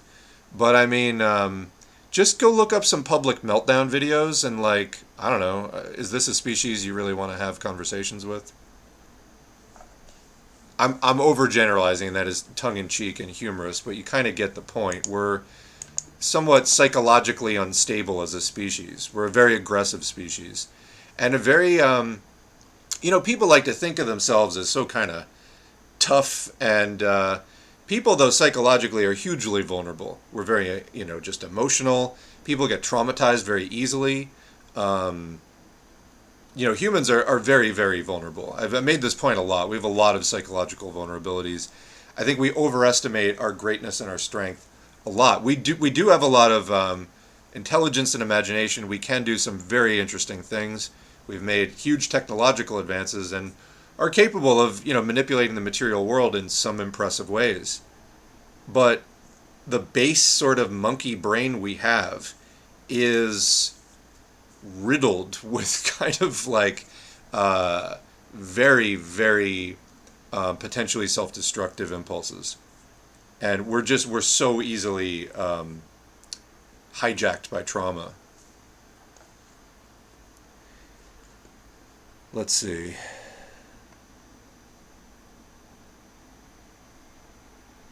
Capitalism is only a regressive force relative to more advanced forces, productive forces of a given epoch. Yeah, so capitalism was progressive in relation to feudalism. But once socialism becomes a possibility, it is reactionary to cling to capitalism. So, yeah, we live in the age of imperialism and proletarian revolutions. And counter-revolution has gained the upper hand for the last few decades, and we need to change that, absolutely.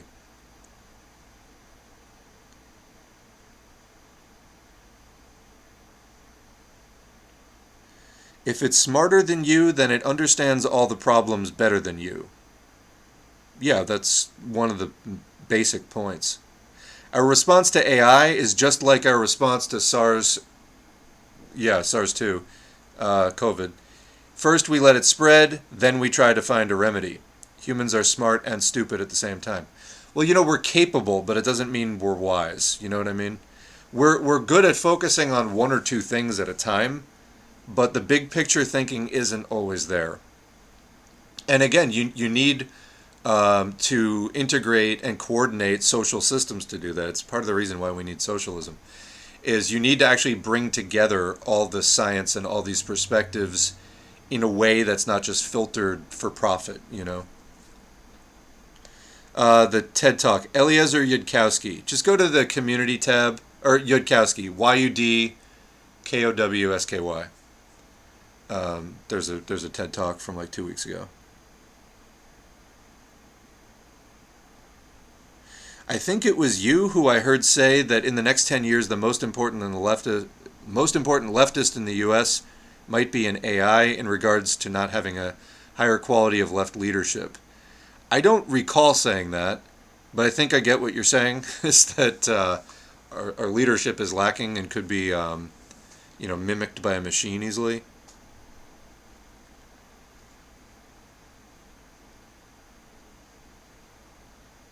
Workers' organizations make you visible to the world. UPS drivers don't have AC, and the internet is freaking out about it. No one would even know about the Teamsters strike and AC in vans being among their demands.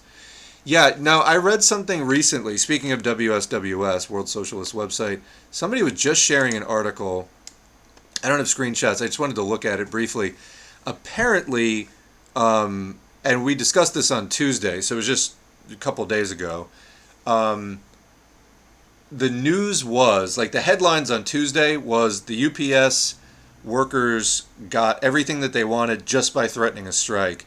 Apparently, a closer look at the deal reveals some not so great stuff. So the title of the article, and I haven't had time to read this. The title of the article is Anatomy of a Sellout. UPS tentative agreement includes 2-tier wages for part-timers and freezes to pension contributions for some. It's by Tom Hall. And so more details are coming to light about the 5-year tentative agreement at UPS as workers begin going through what has been released so far by the Teamsters. The union has posted the text of the tentative agreement on its internal app.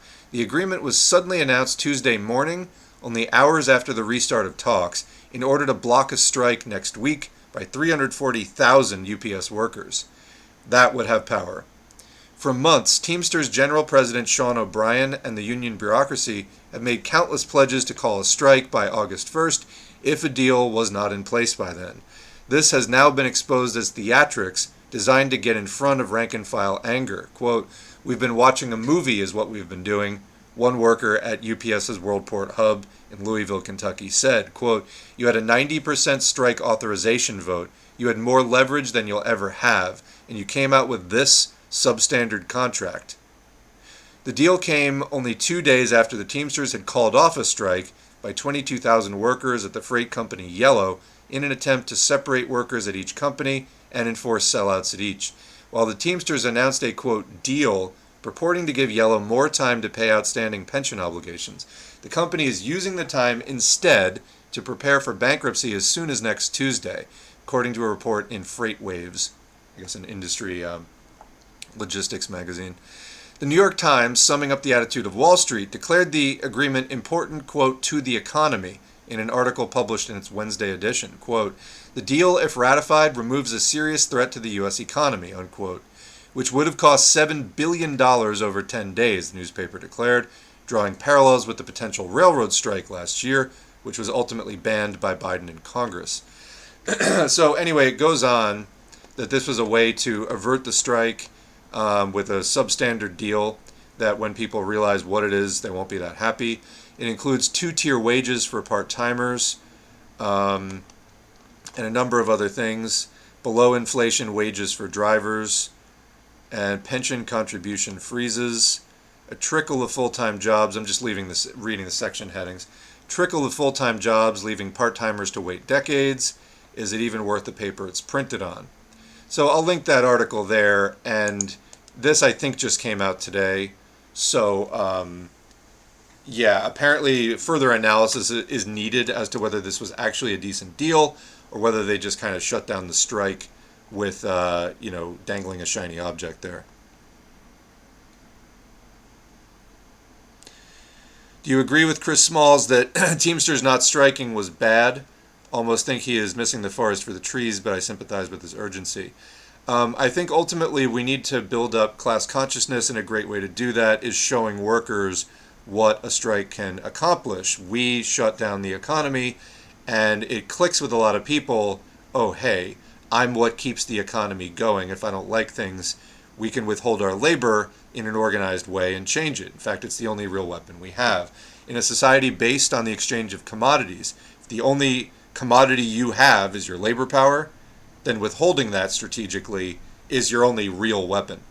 So I haven't seen Chris Small's reasoning on that, but maybe we can explore that in the next stream. I could see why, in other words, if that's the case.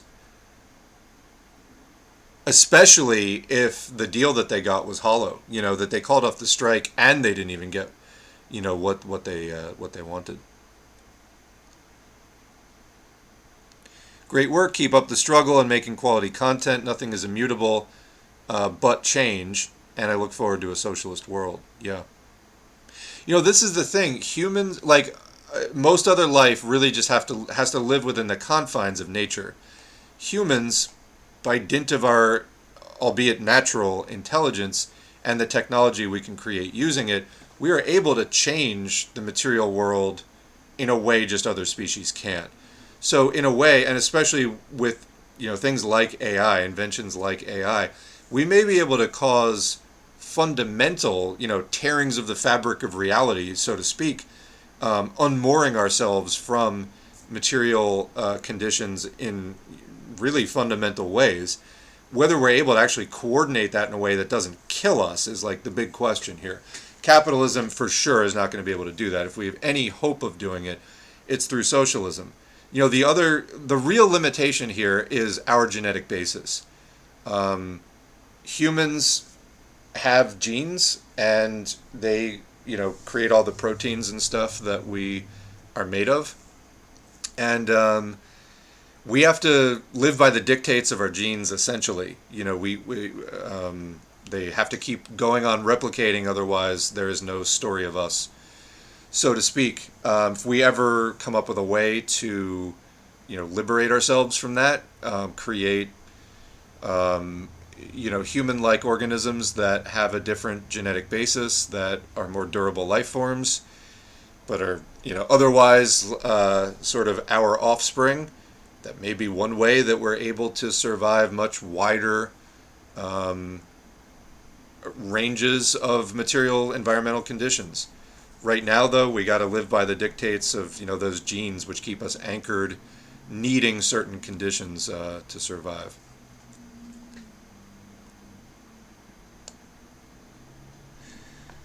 From my understanding, Smalls told the New York Times that he wasn't willing to go on strike, and the split in the Amazon labor union is people who are more militant and want more democracy within the union. The leadership is hand-picked. Chris Smalls even shoved one of the people advocating for a split. Yeah, no, I missed all of that. Again, I'm off of Twitter in this transitional period of using Blue Sky and Mastodon. I just have not connected with the with all the news sources that I was following on Twitter. However, I'm not going back onto Twitter to get them, so there's probably just going to be limited information for a while. So they definitely didn't get the good deal. Part-timers aren't even getting the $25 they were fighting for. AC is only going into newly bought vehicles. all the vehicles they already have won't have AC installed. Wow.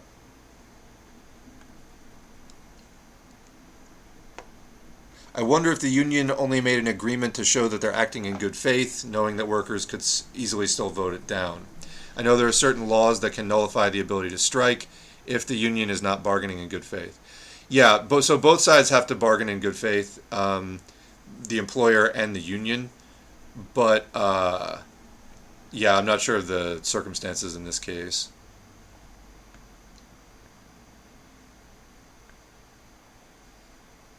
I hope solidarity across all drivers, even if it's those from the largest employers, so there will be greater power and greater benefits.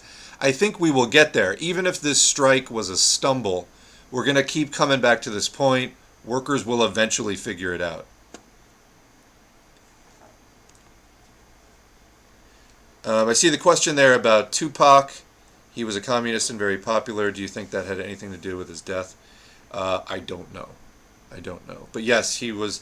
His parents and I think stepfather were radicals, and he was in the Young Communist League, I think, when he was a kid. I don't know if it's always reflected in his music, but yeah. Do you think there are alternative sites to YouTube and Twitch? Depends on for which purpose. We're also posting on SoundCloud and Spotify now. SoundCloud is audio only, but Spotify is actually now open to podcasters, and you can upload video episodes. It obviously doesn't have the same user base at this point, but that's one thing. So yeah, I mean, there's Vimeo as well, but that's really more of like a niche thing. All right, so we're kind of caught up on that. Continuing on the AGI thing, I really want to get to this today. I'm not sure if we're going to get to the Russia thing or not, but it'll be the last thing if we do have time for it. Let's read the AGI thing, and I thank you, by the way. I know I have said to people, maybe hold off until we've read that. People are holding off, so genuinely, sincerely, thank you. Let me throw one thing out first, actually, now that I've just teased you with that. I would be totally remiss not to get back into this. Quick note on COVID. So we mentioned in the Tuesday stream that there is a new wave of COVID starting. We've been in a long lull for a while, although even this lull was much higher than the 2020 lull or the 2021 lull or the early 2022 lull. The 2023 lull bottomed out around 200 copies of virus per milliliter of sewage, and that's much higher than it had been in the past. So even the lull, the quote end of the emergency, was at a much higher level than previous, between wave lull periods in previous years. So we're 3.5 years into the pandemic now, and we're getting another wave. You can see it there on the total results. So let's zoom in on that a little bit closer, because we have more data now than we had on Tuesday, plus I got the regional thing. I was missing a thing from that. Here's the 6-month view. So you can see that the overall national wastewater levels are maybe at the 360 level. By the time you get to above 600, you're in really bad shape. Like 600 to 1,000 is considered, like a spike, basically. So we're more than halfway to 600 and climbing steadily now. Let's zoom in on the 6-week view. There's the 6-week view. So we can see that basically for the last 5 weeks, there's been a steady, would you call that a 25 or 30 degree angle to the curve? So COVID is not over, and we're getting a new wave. It's driven by this hodgepodge of XBB variants, all of which have like 10 to 20% prevalence. There's a lot of different XBB variants. It's not just one particular variant of it. It's like XBB 0.1.5, 0.1.5.1, like all of these numbers, but they're all basically XBB. XBB is, in other words, in this year's Omicron, where it had all these different offspring strains. Let's break it down by region now. Here's the 6-month view of regions. So actually, let me go into the 6-week view of regions because it'll be a little clearer. You can see there on the right side, there are 4 regions to the U.S. for the purposes of this chart.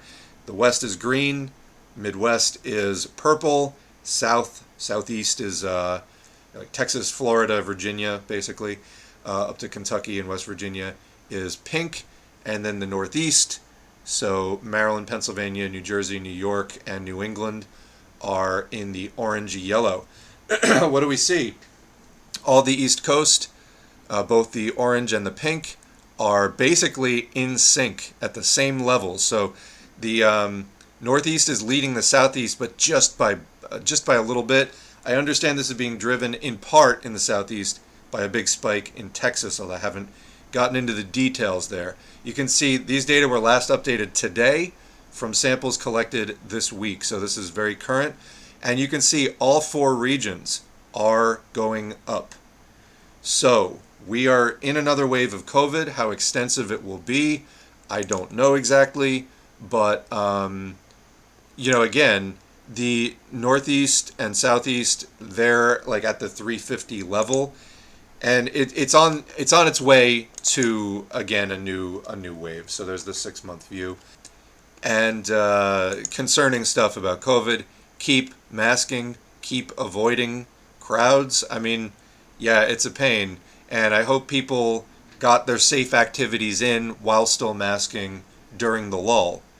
But those times are now fading fast, and we're getting another wave coming in. So this is very similar. Also, if we go to the overall thing, this is very similar to the pattern that we saw in 2021, where there was a lull, and then Delta started coming in July.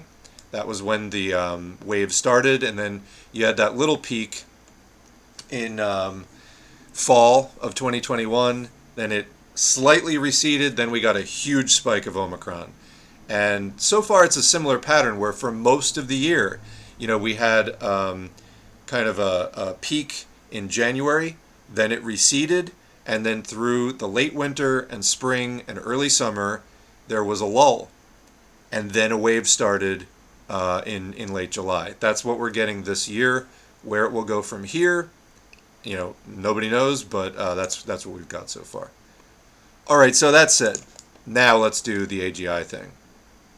So this is from MIRI, the Machine Intelligence Research Institute, and it's from about a year ago, 13 months ago, June 10, 2022, by Eliezer Yudkowsky, who we have covered on the channel before. This was one of his for further reading recommendations in his TED Talk, and so I wanted to read it because this is an interesting topic that I think is worth trying to digest. As Maria said, yeah, it's like we let the problem run rampant first, then try to figure out solutions to it, rather than the wiser thing of looking at the risk ahead of time. Anyway, so preamble. Let's read the title. AGI Ruin, a list of lethalities. Preamble. If you're already familiar with all basics and don't want any preamble, skip ahead to section B for the technical difficulties of AI alignment proper. Okay, well, we need the basics, so let's read the whole thing. I have several times failed to write up a well-organized list of reasons why AGI, that is, advanced general intelligence, which is superior to humans in performance on all tasks of intelligence that we can measure, why AGI will kill you. People come in with different ideas about why AGI would be survivable and want to hear different, obviously key points addressed first. Some fraction of those people are loudly upset with me if the obviously most important points aren't addressed immediately, and I address different points first instead. Having failed to solve this problem in any good way, I now give up and solve it poorly with a poorly organized list of individual rants. I'm not particularly happy with this list. The alternative, though, was publishing nothing, and publishing this seems marginally more dignified. 3 points about the general subject matter of discussion here, numbered so as not to conflict with the list of lethalities. -3, so prefatory points. I'm assuming that you're already familiar with some basics and already know what orthogonality and instrumental convergence are and why they're true. People occasionally claim to me that I need to stop fighting old wars here because those people claim to me those wars have already been won within the important, according to them, parts of the current audience. I suppose it's at least true that none of the current major EA funders seem to be visibly in denial about orthogonality or instrumental convergence as such. So, fine. If you don't know what orthogonality or instrumental convergence are, or don't see for yourself why they're true, you need a different introduction than this one. So, tell you what, why don't we just read definitions of those as linked in this article? So, because I'm sure there will be plenty of people in this more social sciences oriented general audience who could benefit from this. So, orthogonality. In mathematics, orthogonality is the generalization of the geometric notion of perpendicularity. Right? Orthogonality is also used with various meanings that are often weakly related or not related at all, so sort of more metaphorical uses as far as the mathematical version goes. So as far as computer science, this is in programming language design, the ability to use various language features in arbitrary combinations with consistent results. So quite different from the mathematical. So in programming language design, the ability to use various language features in arbitrary combinations with consistent results. This usage was introduced in the design of Algol 68. Quoting Van Wijngaarden, the number of independent primitive concepts has been minimized in order that the language be easy to describe, to learn, and to implement. On the other hand, these concepts have been applied orthogonally in order to maximize the expressive power of the language while trying to avoid deleterious or harmful superfluities. End quote. Orthogonality is a system design property which guarantees that modifying the technical effect produced by the component of a system neither creates nor propagates side effects to other components of the system. Typically, this is achieved through the separation of concerns and encapsulation, and it is essential for feasible and compact designs of complex systems, certainly to include AI. The emergent behavior of a system consisting of components should be controlled strictly by formal definitions of its logic and not by side effects resulting from poor integration, i.e. non-orthogonal design of modules and interfaces. Orthogonality reduces testing and development time because it is easier to verify designs that neither cause side effects nor depend on them. Also, an orthogonal instruction set is one that lacks redundancy. In other words, there's only a single instruction that can be used to accomplish a given task. So there's only one path to get to any one particular outcome, and is designed such that instructions can use any register. These are more technical terms. Okay, so we've got here basically the concept that you know what's going on in your system because if you're getting an effect, you know what the cause is. There's not side effects of poorly contained things that are leaking out and causing things that could have come from here, could have come from here, could have come from here. All right, I think for our purposes that's probably good enough for now. Let's also do instrumental convergence. This is a hypothesis about intelligent agents, and yes, I'm riffing off of Wikipedia here. Instrumental convergence is the hypothetical tendency for most sufficiently intelligent human beings, both human and non-human, to pursue similar sub-goals, even if their ultimate goals are pretty different. More precisely, agents, or beings that have agency, may pursue instrumental goals, goals which are made in pursuit of some particular end, but are not the end goals themselves, without ceasing, provided that their ultimate or intrinsic goals may never be fully satisfied. Instrumental convergence posits that an intelligent agent with unbounded but harmless goals can act in surprisingly harmful ways. For example, a computer with the sole, unconstrained purpose of solving a complex mathematics problem like the Riemann hypothesis could attempt to turn the entire Earth into one giant computer in order to increase its computational power in order to succeed in those calculations. So this is, I just always think back to Short Circuit 2, where Johnny Five just kept saying more input, and the room was just buried in books because he could not stop reading, for example. So turn the entire room into just a pile of books in pursuit of the goal of more input. Although here, I'm not sure that had a definite goal. But here, for example, trying to solve an extremely difficult calculation, which may not be even solvable, turning the entire computer, turning the entire Earth into a computer in order to get a computer big enough to do the computations. So there you have instrumental convergence. Okay, so in other words, you tell it to do something, or it has the goal set one way or another of doing something difficult, and it winds up sort of doing really harmful things, trying to pursue a seemingly harmless goal. All right, so there we go. I think we have the requisite background vocab. Let's keep going. Prefatory point -2.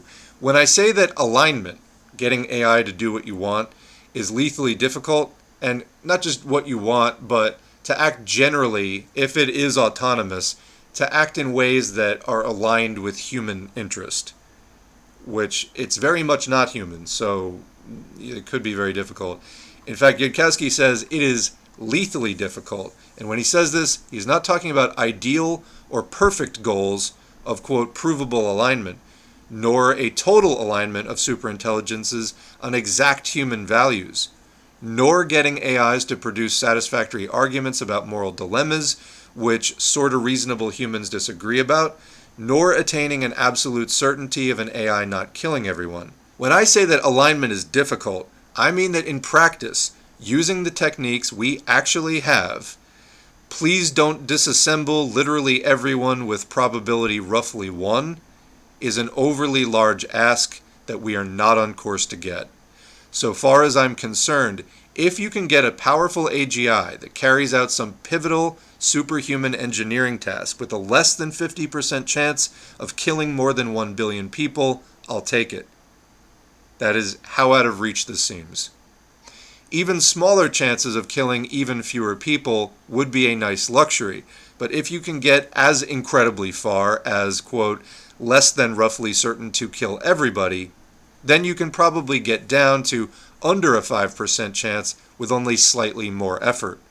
So in other words, getting that far is the hard part. From there, you could probably tinker it down with a lot less effort. Practically all of the difficulty is in getting to less than certainty of killing literally everyone. Trolley problems are not an interesting subproblem in all of this. If there are any survivors, you solved alignment.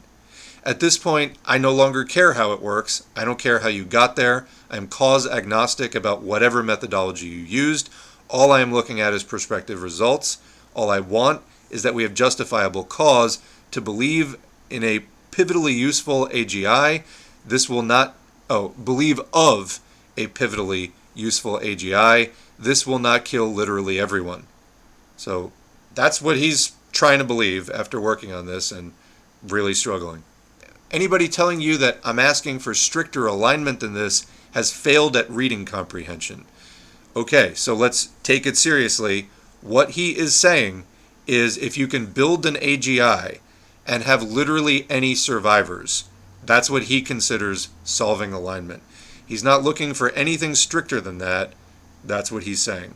And he's saying it's not looking great.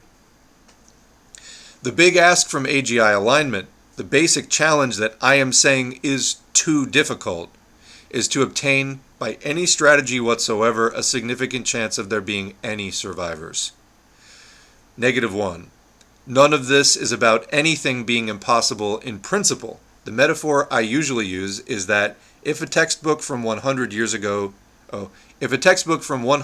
in the future fell into our hands, containing all of the simple ideas that actually work robustly in practice, we could probably build an aligned superintelligence in 6 months. For people schooled in machine learning, I use as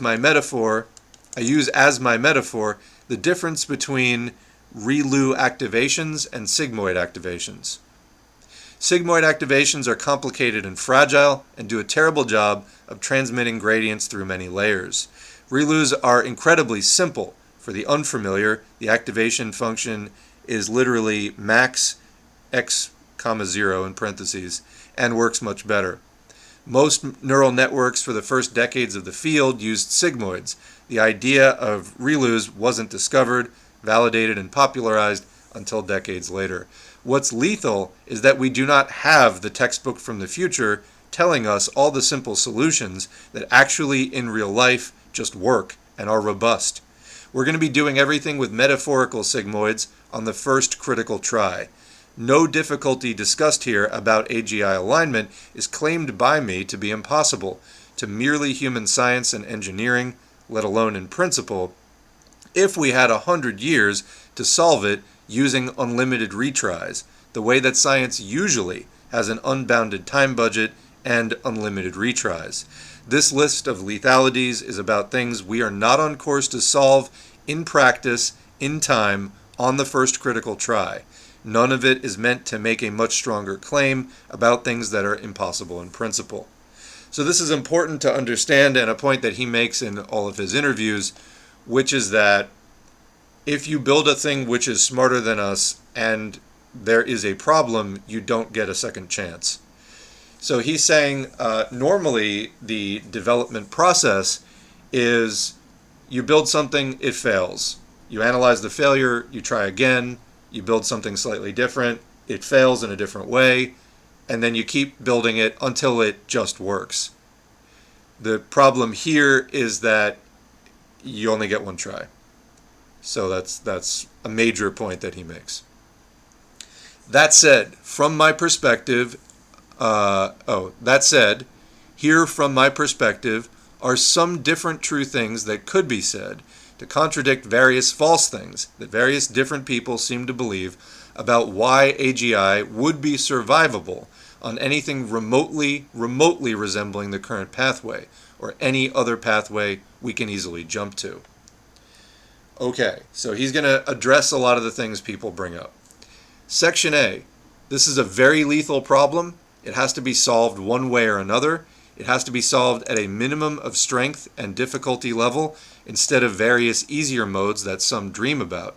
We do not have any visible option of everyone retreating to only solve safe, weak problems instead, and failing on the first really dangerous try is fatal. Point 1.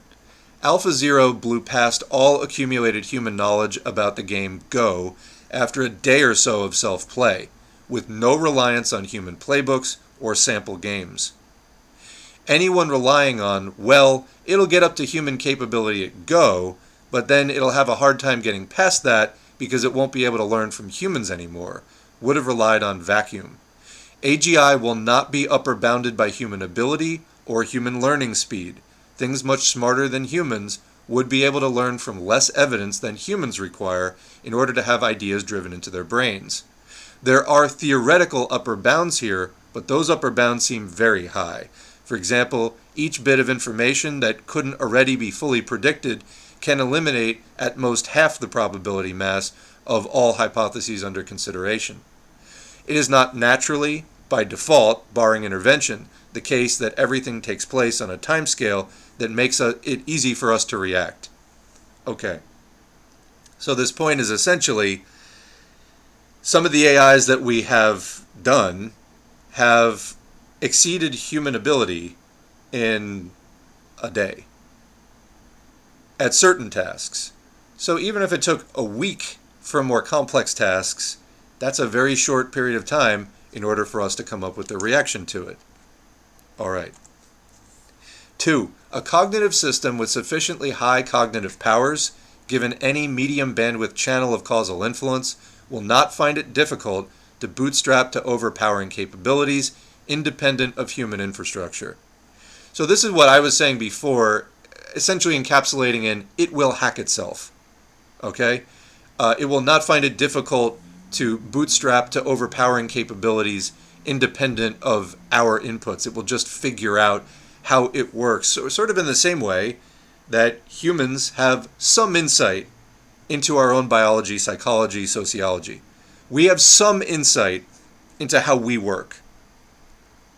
It will have vastly superior ability to do that, and it will figure out how it works, and it will figure out how to improve itself. The same way we're starting to tinker with genetic engineering. All right. The concrete example I usually use here is nanotech, because there's been pretty detailed analysis of what definitely look like physically attainable lower bounds on what should be possible with nanotech, and those lower bounds are sufficient to carry the point. My lower bound model of how a sufficiently powerful intelligence would kill everyone if it didn't want not to do that is that it gets access to the internet, emails some DNA sequences to any of the many online firms that will take a DNA sequence in the email and ship you back proteins, then bribes or persuades some human who has no idea they're dealing with an AGI to mix the proteins in a beaker, which then form a first-stage nanofactory, which can build the actual nanomachinery. Back when I was first deploying this visualization, the wise-sounding critics said, but how do you even know that a superintelligence could solve the protein folding problem if it didn't already have planet-sized supercomputers? But one hears less of this after the advent of AlphaFold 2 for some odd reason. Almost like these technological limitations that we keep imagining are disappearing right in front of our eyes at a very rapid pace. The nanomachinery builds diamondoid bacteria that replicate with solar power and atmospheric carbon, hydrogen, oxygen, and nitrogen, maybe aggregate into some miniature rockets or jets so that they can ride the jet stream to spread across the Earth's atmosphere, get into human bloodstreams and hide, strike on a timer. Losing a conflict with a high-powered cognitive system looks at least as deadly as everybody on the face of the Earth suddenly falls over dead within the same second. I'm using awkward constructions like high cognitive power because standard English terms like smart or intelligent appear to me to function largely as status synonyms. Superintelligent sounds to most people like something above the top of the status hierarchy that went to double college, and they don't understand why that would be at all dangerous. Earthlings have no word, and indeed no standard native concept that means actually useful cognitive power. A large amount of failure to panic sufficiently seems to me to stem from a lack of appreciation for the incredible potential lethality of this thing that Earthlings as a culture have not named. You know, for me, I think this is a difference between me and a lot of people I know. I do not have this failure to panic sufficiently. I don't think that I fly off the handle at everything, but when I see a real threat, I don't know, maybe it's just, psychological work I've done on myself or whatever, but I seem to have reduced need compared to most people I know to live in denial of threatening situations, and so I tend to be able to think about them more easily. I can manage my emotional reaction to them more easily, and so I don't have to simply avoid thinking about them. And I think that that's a lot of what's going on in this case. So to me, it's like, hey, this is really concerning. We need to think about it.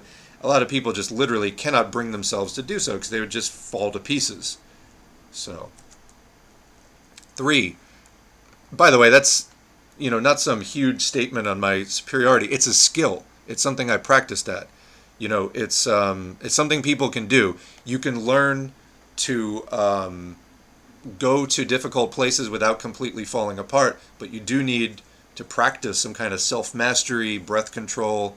It does really help anyway.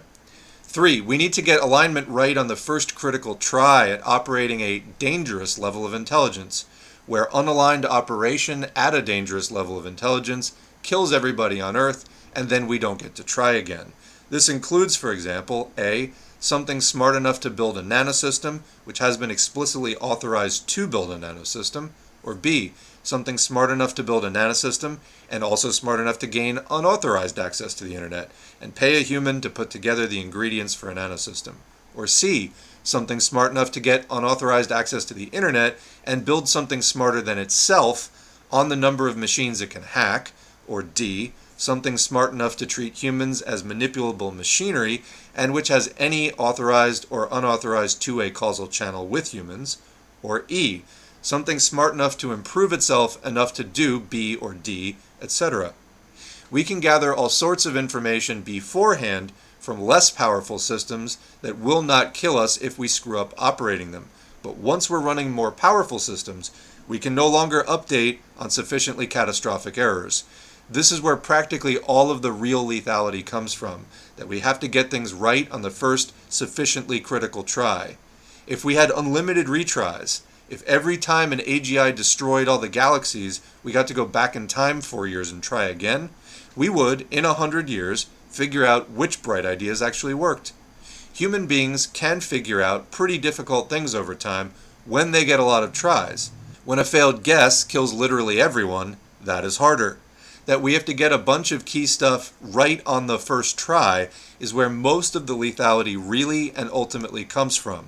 Likewise, the fact that no authority is here to tell us a list of what exactly is key and will kill us if we get it wrong. One remarks that most people are so absolutely and flatly unprepared by their scientific, quote-unquote, educations to challenge pre-paradigmatic puzzles. Or do you add the G in? Anyway, things I've wondered about because I never said that aloud. With no scholarly authoritative supervision, that they do not even realize how much harder that is, or how incredibly lethal it is to demand getting that right on the first critical try. 4. We can't just, quote, decide not to build AGI, because GPUs are everywhere, and knowledge of algorithms is constantly being improved and published. 2 years after the leading actor has the capability to destroy the world, 5 other actors will have the capability to destroy the world. The given lethal challenge is to solve within a time limit, driven by the dynamic in which, over time, increasingly weak actors, with a smaller and smaller fraction of total computing power, become able to build AGI and destroy the world. In other words, it becomes easier and easier for people with fewer and fewer resources to do this thing. Powerful actors refraining in unison from doing the suicidal thing just delays this time limit, does not lift it, unless computer hardware and computer software progress are both brought to complete severe halts across the whole Earth. The current state of this cooperation is to have every big actor refrain from doing the stupid thing, is that at present some large actors with a lot of researchers and computing power are led by people who vocally disdain all talk of AGI safety, e.g. Facebook AI research. Note that needing to solve AGI alignment only within a time limit, but with unlimited safe retries for rapid experimentation on the full-powered system, or only on the first critical try, but with an unlimited time bound, would both be terrifically humanity-threatening challenges by historical standards individually. And you have them both. So yeah, I mean, the amount of disdain about the concept that we need safety at all, again, it's not looking good. 5.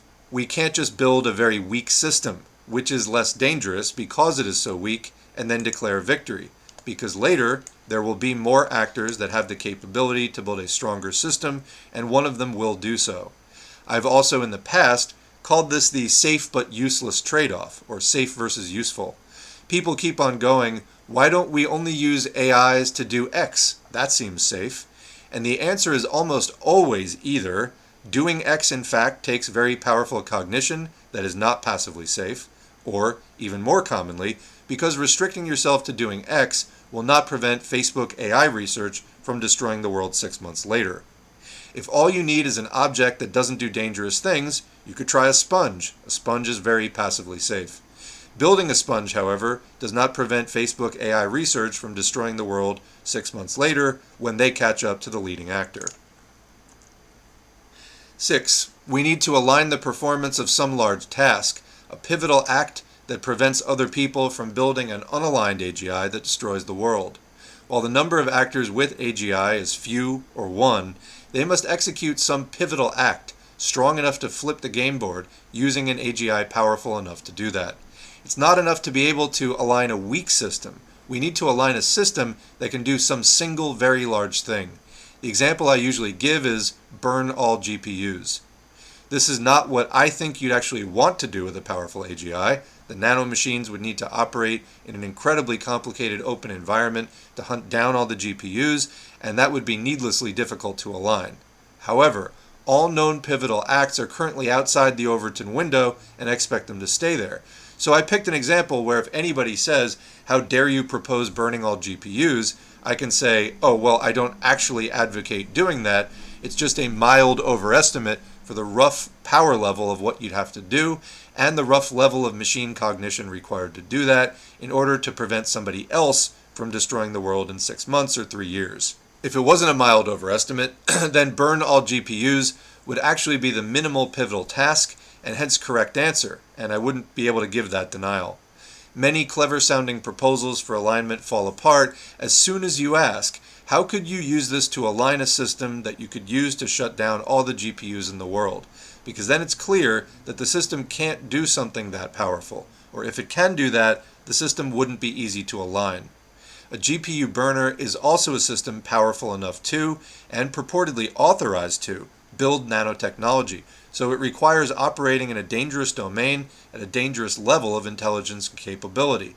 And this goes along with any non-fantasy attempt to name a way an AGI could change the world such that a half dozen other would-be AGI builders won't destroy the world 6 months later. 7. The reason why nobody in this community has successfully named a pivotal weak act where you do something weak enough with an AGI to be passively safe, but powerful enough to prevent any other AGI from destroying the world a year later, and yet also we can't just go do that right now and need to wait on AI, is that nothing like that exists. There's no reason why it should exist. There is not some elaborate, clever reason why it exists, but nobody can see it. It takes a lot of power to do something to the current world that prevents any other AGI from coming into existence. Nothing which can do that is passively safe in virtue of its weakness. If you can't solve the problem right now, which you can't because you're opposed to other actors who don't want to be solved, and those actors are on roughly the same level as you, then you are resorting to some cognitive system that can do things you could not figure out how to do yourself, that you are not close to figuring out because you are not close to being able to, for example, burn all GPUs. Burning all GPUs would actually stop Facebook AI research from destroying the world 6 months later. Weak sauce Overton abiding stuff about improving public epistemology by setting GPT-4 loose on Twitter to provide scientifically literate arguments about everything will be cool, but will not actually prevent Facebook AI research from destroying the world 6 months later, or some eager open source collaborative from destroying the world a year later if you manage to stop FAIR specifically. There are no pivotal weak acts. FAIR being Facebook AI research. 8. The best and easiest found by optimization algorithms for solving problems we want an AI to solve readily generalize to problems we'd rather the AI not solve. You can't build a system that only has the capability to drive red cars and not blue cars, because all red car driving algorithms generalize to the capability to drive blue cars. 9. The builders of a safe system, by hypothesis on such a thing being possible, would need to operate their system in a regime where it has the capability to kill everybody or make itself even more dangerous, but has been successfully designed to not do that. Running AGIs doing something pivotal are not passively safe. They're the equivalent of nuclear cores that require actively maintained design properties to not go supercritical and melt down. Section B. Okay, but as we all know, modern machine learning is like a genie where you just give it a wish, right? Expressed as some mysterious thing called a loss function, which is basically just equivalent to an English wish phrasing, right? And then if you pour in enough computing power, you get your wish, right? So why not train a giant stack of transformer layers on a data set of agents doing nice things and not bad things? Throw in the word corrigibility somewhere, crank up that computing power, and get out an aligned AGI. Section B.1, the distributional leap. 10. You can't train alignment by running lethally dangerous cognitions, observing whether the outputs kill or deceive or corrupt the operators, assigning a loss, and doing supervised learning. On anything like the standard machine learning paradigm, you would need to somehow generalize optimization for alignment you did in safe conditions across a big distributional shift to dangerous conditions. Some generalization of this seems like it would have to be true even outside that paradigm. You wouldn't be working on a live, unaligned superintelligence to align it. This alone is a point that is sufficient to kill a lot of naive proposals from people who never did or could concretely sketch out any specific scenario of what training they do in order to align what output, which is why, of course, they never concretely sketch anything like that. Powerful AGIs doing dangerous things that will kill you if misaligned must have an alignment property that generalized far out of distribution from safer building and training operations that didn't kill you. This is where a huge amount of lethality comes from on anything remotely resembling the present paradigm. Unaligned operation at a dangerous level of intelligence capability will kill you. So, if you're starting with an unaligned system and labeling outputs in order to get it to learn alignment, the training regime or building regime must be operating at some lower level of intelligence capability that is passively safe, where its currently unaligned operation does not pose any threat. Note that anything substantially smarter than you poses a threat given any realistic level of capability, e.g., being able to produce outputs that humans look at is probably sufficient for a generally much smarter than human AGI to navigate its way out of the causal systems that are humans. In other words, to manipulate us, especially in the real world, where somebody trained the system on terabytes of internet text rather than somehow keeping it ignorant of the latent causes of its source code and training environments. That's well said, keeping it ignorant of the latent causes of its source code. I mean, these things trained on the internet, like they understand computer code, they understand that they consist of computer code, and they're excellent at coding, generally speaking. 11. If cognitive machinery doesn't generalize far out of the distribution where you did tons of training, it can't solve problems on the order of build nanotechnology, where it would be too expensive to run 1 million training runs of failing to build nanotechnology. There is no pivotal act this week. There's no known case where you can entrain a safe level of ability on a safe environment where you can cheaply do millions of runs and deploy that capability to save the world and prevent the next AGI project up from destroying the world 2 years later. Pivotal weak acts like this aren't known, and not for want of people looking for them. So again, you end up needing alignment to generalize way out of the training distribution, not just because the training environment needs to be safe, but because the training environment probably also needs to be cheaper than evaluating some real-world domain in which the AGI needs to do some huge act. You don't get 1,000 failed tries at burning all GPUs, because people will notice, even leaving out the consequences of capability success and alignment failure. So what does he mean by generalizing outside of the training distribution? So they're trained on a certain amount of material, the training distribution, whatever activities you're training it with. And then generalization is taking the principles learned from that and then applying them to different environments. So like in science, you get, or there's different aspects of scientific studies and findings: validity, reliability, and generalizability. Generalizability is the ability to take the findings from one study and apply it to other circumstances. Is it generalizable? So that's what he's talking about there.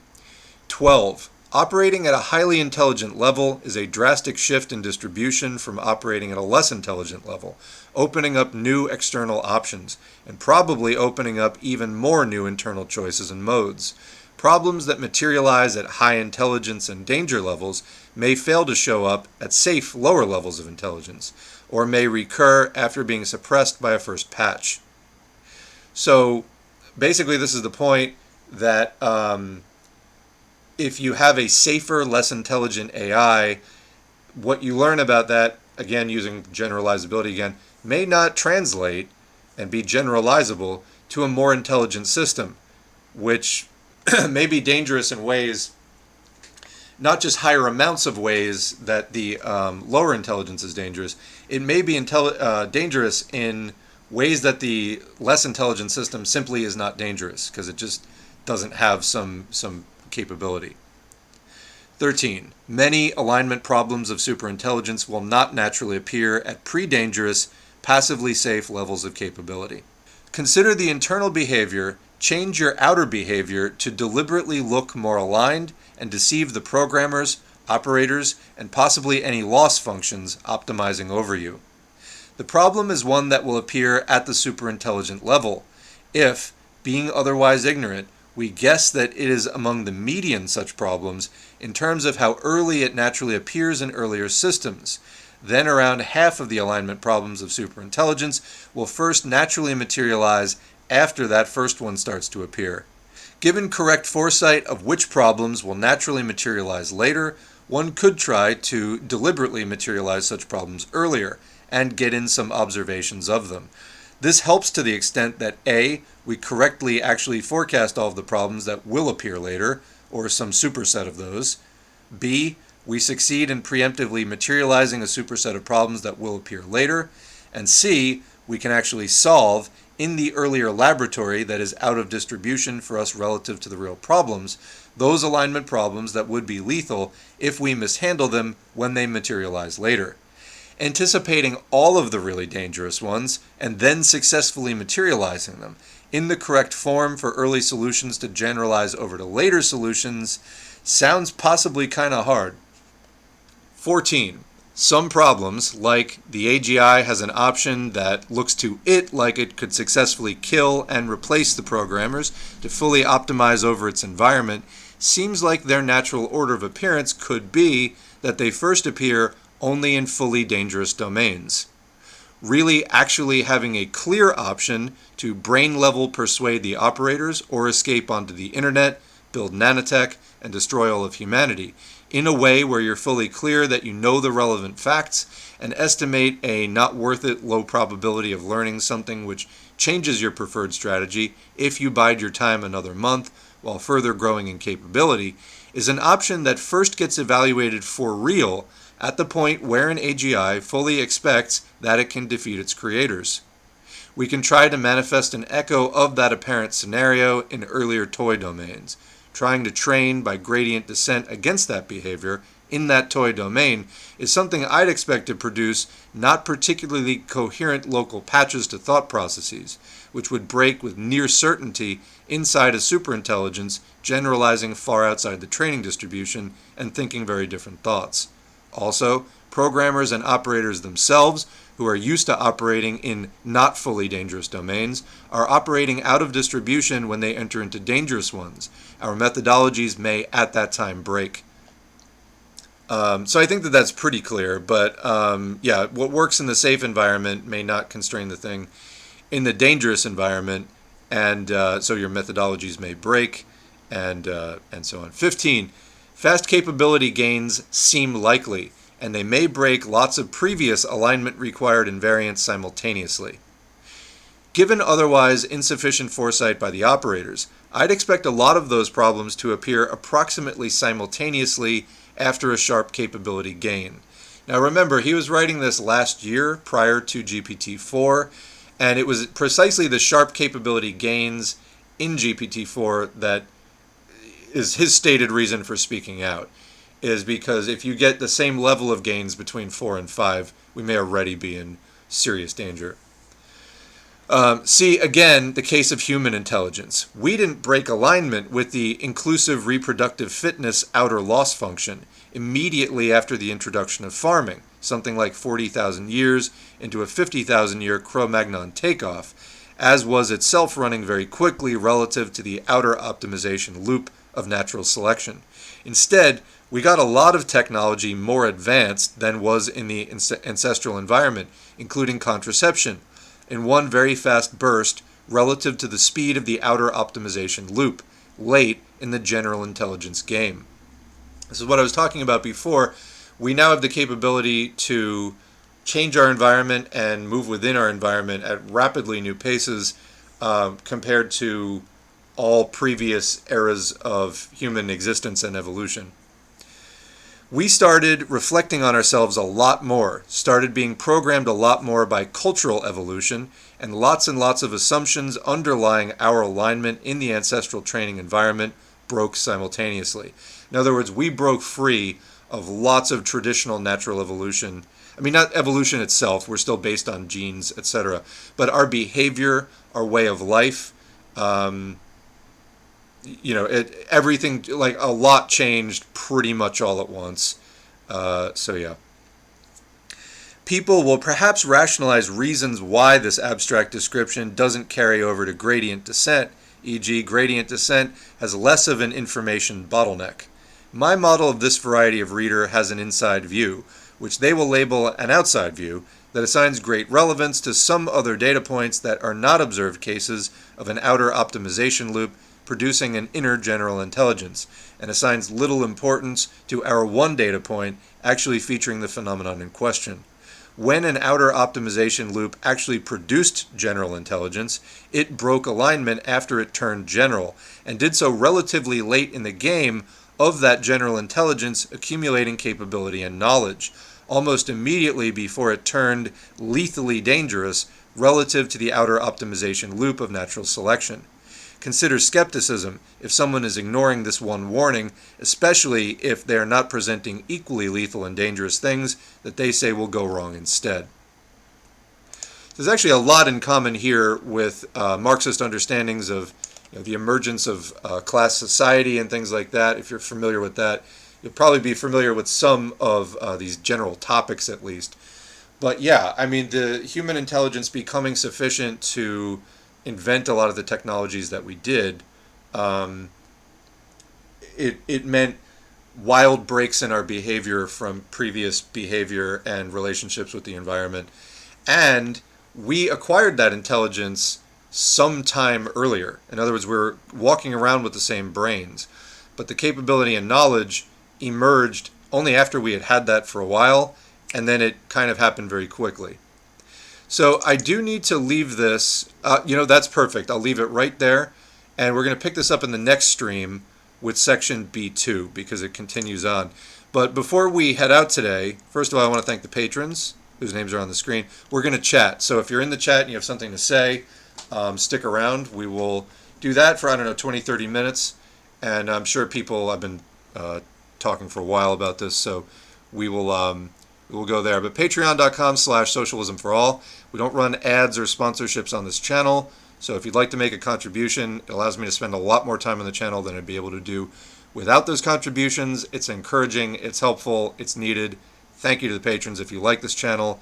Of course, thank me. Thank the people who show up in the chat and the comments and all the other contributors who help to make this thing what it is. I could do it alone, but it wouldn't be the same and wouldn't be as good, I dare say. But thank a patron as well. They are critical and have been critical in building this whole thing up. And again, the time. Financial support here means I can spend time doing this rather than seeking out wage work to pay my bills, which I have. So much appreciated. All right, let's go into chat and we will do this thing here. Let me get caught up with where we left off in the chat. On the COVID thing real quick, what are your thoughts on KN95 masks? What's the difference between them and N95 masks? It's a different, KN95 is the Chinese standard, N95 is the US standard. There are other ones, there's like FFP2. What you want is to know about the particulate filtering ability. So most of the things that have 95 in the name, they filter 95% of particulates. Hold on, I gotta clear my throat again before we do this. Yeah, what you want to see is how much particulate matter it filters. So the KN95 is a Chinese standard, N95 US standard. You're more likely to get a counterfeit KN95 in the US because the US doesn't regulate that than you are to get a counterfeit N95 because that is regulated in the US and there's stiffer penalties. Also, KN95s are more likely to have ear loops rather than head straps. I find the ear loops don't give me as good of a seal, usually, and so I tend to prefer the head straps. Then again, I also have a P100 that I use sometimes in elastomeric, so it just depends, but yeah. They're equally good as long as you can get a good seal on them. So there's different standards in different countries that are very similar in practice and functioning, but have different names because they're different governments. This is really great. Who's it written by? Eliezer Yudkowsky, Yudkowsky. It's like we're looking at a 99.9% chance of failure and saying, fuck it, let's go. I mean, I think Yudkowsky would say we're actually looking at a 100% chance of failure. I'm pretty sure that that's his position. I mean, from what we were just reading, is like he considers it to have a probability of 1. So yeah. I'm a computer science student in my junior year, so this is really fascinating shit to me. We need to stop AI. It's already too late, but we got to at least try. Yeah, there is like light chatter in various governments about doing some regulating. And then, we covered a while ago the open letter that called for AI development to be halted for 6 months. One of the prominent signatories on that was Elon Musk. And then turns out that the new Twitter X is going to be running on AI. So fucking go figure. But like, yeah.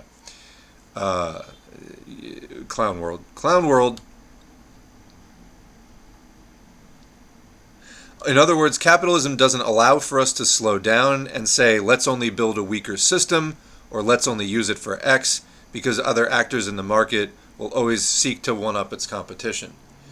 I think that also here it's, I would need more time to articulate this better, but as long as the technology is around, people are going to keep tinkering with it, and you're going to get there as well. The other problems that he was talking about, which is important to understand per se, is that the problems, in other words, that's not the only problem with a weaker system. That is a problem with a weaker system. But there are other just logical problems with when you demonstrate that you can tame a weaker system, it does not mean that you can tame a stronger system. And there were a number of points. I would encourage going back and rereading it or listening to it again. But I would recommend checking it out again, because there are many, many reasons why, tinkering with a weaker system may and probably will mean nothing at all on a smarter system. And I think he would say definitely will mean nothing at all. Yeah, Lenin in particular can not just read but write a lot of pages every day. But it's. I mean, I think even Stephen King, who is we wind up mentioning Stephen King a lot on the show, but I mean, he's the best-selling author of all time, and sort of like an example of a very prolific author. Even he says his max is like 6 pages a day. So I mean, yeah. AI can do that, I mean, in the blink of an eye. It could do tens of thousands of times that,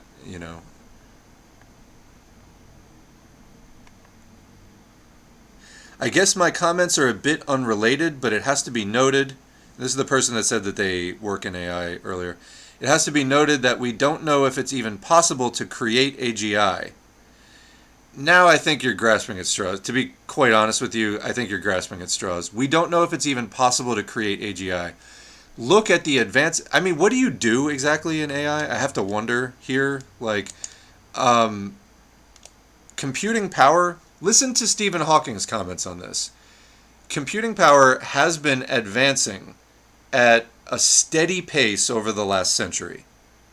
All right? There's like a clear curve to it. Why would you think, given that we wouldn't, that at some point, that would not surpass human intelligence? We already have a roughly human intelligent, we already have roughly human intelligent types of systems. If it's a given that the computing power is going to keep increasing, and we have seen massive leaps in capabilities between the different iterations of GPT, why wouldn't it, and we're already close to human intelligence, why wouldn't we get an AGI? I think this is just a kind of desperate hypothetical, to be honest with you. So why do we assume that we can create AGI? Because it looks like we're about to create AGI, like literally within a decade. And why do we, oh God, you're doing everything. Why do we assume it would be malicious? Jesus. I'm sorry, but we go through this every fucking time this conversation comes up. Limited imagination, I'm telling you. I know I'm being harsh here, but like, really. You're dealing with a system that it doesn't matter if it has desires, it would just be pursuing goals. We went over this in the introductory thing.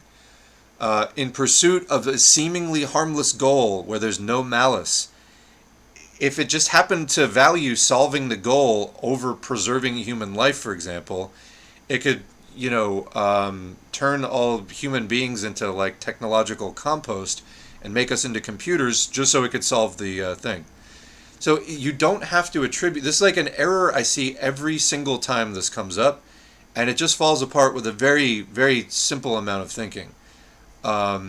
You do not have to attribute human emotions like, malice to a system like this. You just have to give it the ability to compete for resources and the ability to make decisions.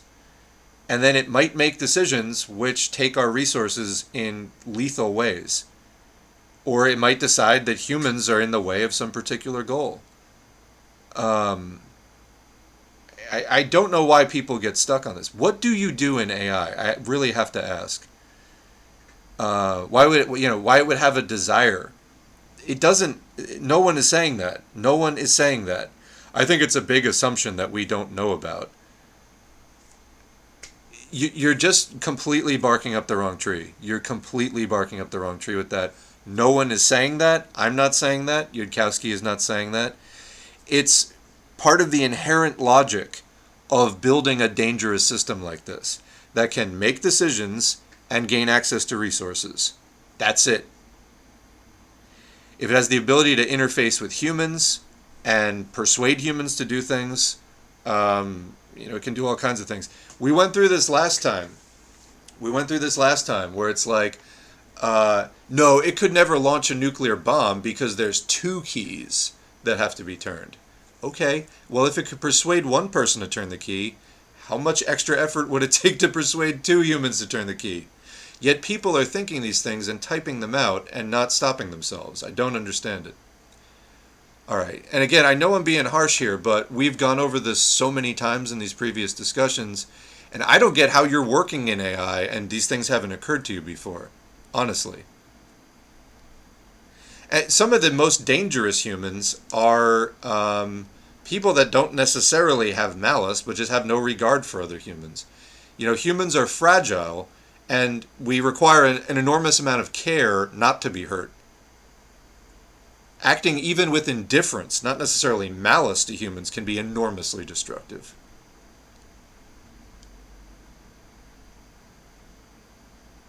Oh, Sal's here. Yeah, now that it's over. Welcome, Sal. All right, good night, Maria. I think that humans are particularly cruel due to their desire to survive. AGI would not have this drive. You're missing the point. You're really, really, really missing the point. It's about solving goals, having objectives, making decisions, gaining access to resources. Those are the only elements you really need there. You're a PhD student in AI. I'd say I need to sit down, but I'm already sitting. Chatter was anthropomorphizing more than I do as a furry. Yeah, I mean, machines can be dangerous. You know what I mean? It's like, why would a lawnmower want to kill us? It doesn't have to want to kill us to kill us. Like, if it just, if a lawnmower runs over your foot, it shreds your foot. It doesn't really matter if it, hates you or not. You know what I'm saying? No, I think it's a different guy. That's funny, though. All right, we are caught up. And as far as people who want their thoughts on the hearing yesterday, we're going to have to do another stream because I need to finish the rest of this. I had a coworker that shredded his foot with a lawnmower. See? Ripped from the headlines. Anyway, I want to finish the rest of this list of lethalities. There's another Yudkowsky piece that I'd like to read here. Food for thought. But I just don't know. If you're a PhD student and you're assuming there has to be human intent for an AI to be dangerous, God help us all. And on that note, we call him 9 now. I'll bet I know why. All right, anyway, on that note, we're going to have to pick up this stream again soon. I don't know when. It's not going to be tomorrow, but it'll be soon. And, yeah. No, that's not what I wanted to say. Well, I mean, you had plenty of opportunity to say stuff, to be honest. I mean, so you heard this whole thing. You heard specific points in this essay, all right? What did you think about this? I don't hear you addressing any of the specific points in the essay. I just read a lot of stuff out here for like 45 minutes. Is this just not landing, or like you agree with it? Okay, so you agree that it is virtually impossible to build an AI that will not kill all of us. Because that is that is the thesis. It is virtually impossible to build. Okay, so you agree with that. Great. It did not seem like you were agreeing that. It did not seem like you were agreeing with that based on the comments you were posting. Now, you're a PhD student in AI.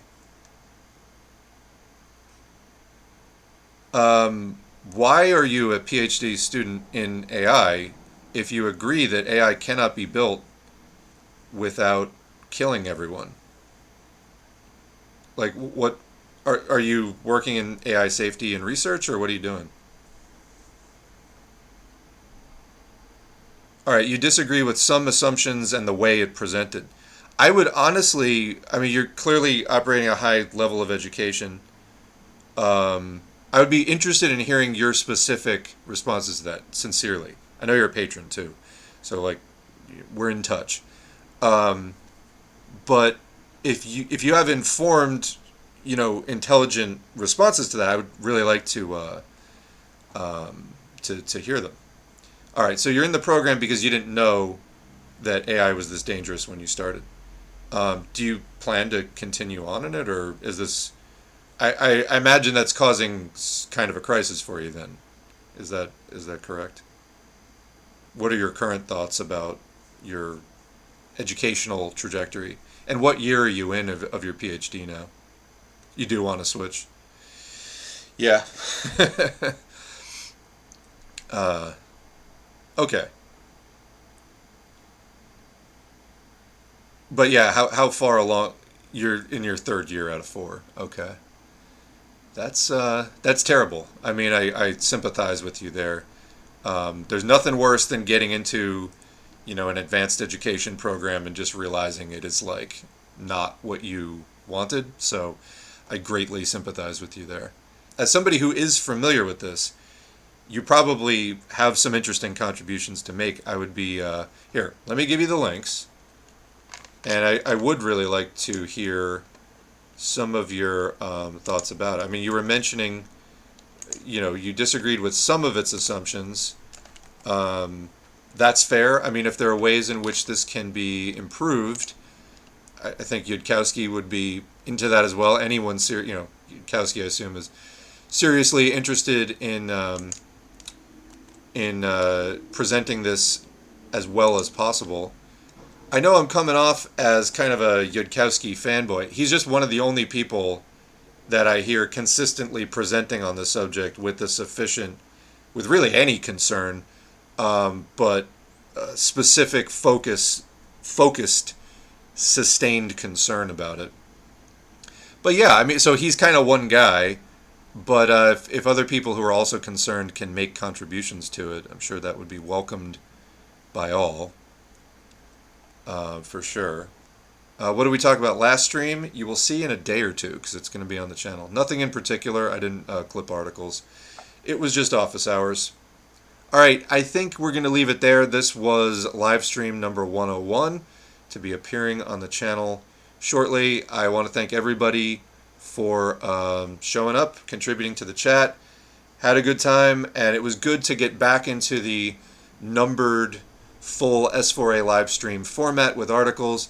We're going to have to take this up, as is usually the case in the numbered live streams, in another one soon with the second half of the Yud article, and then maybe his other piece, and then the stuff on Russia. In the meantime, Politstorm just put up on their English-speaking channel, Politstorm International, they just put up like an hour and 40-minute stream about what's going on currently in Russia as a result of the war, the Wagner Rebellion, all of that stuff. I was going to read the Russian article. We'll do that soon. I don't know if maybe Saturday, but we will do another stream soon. So we'll see you then.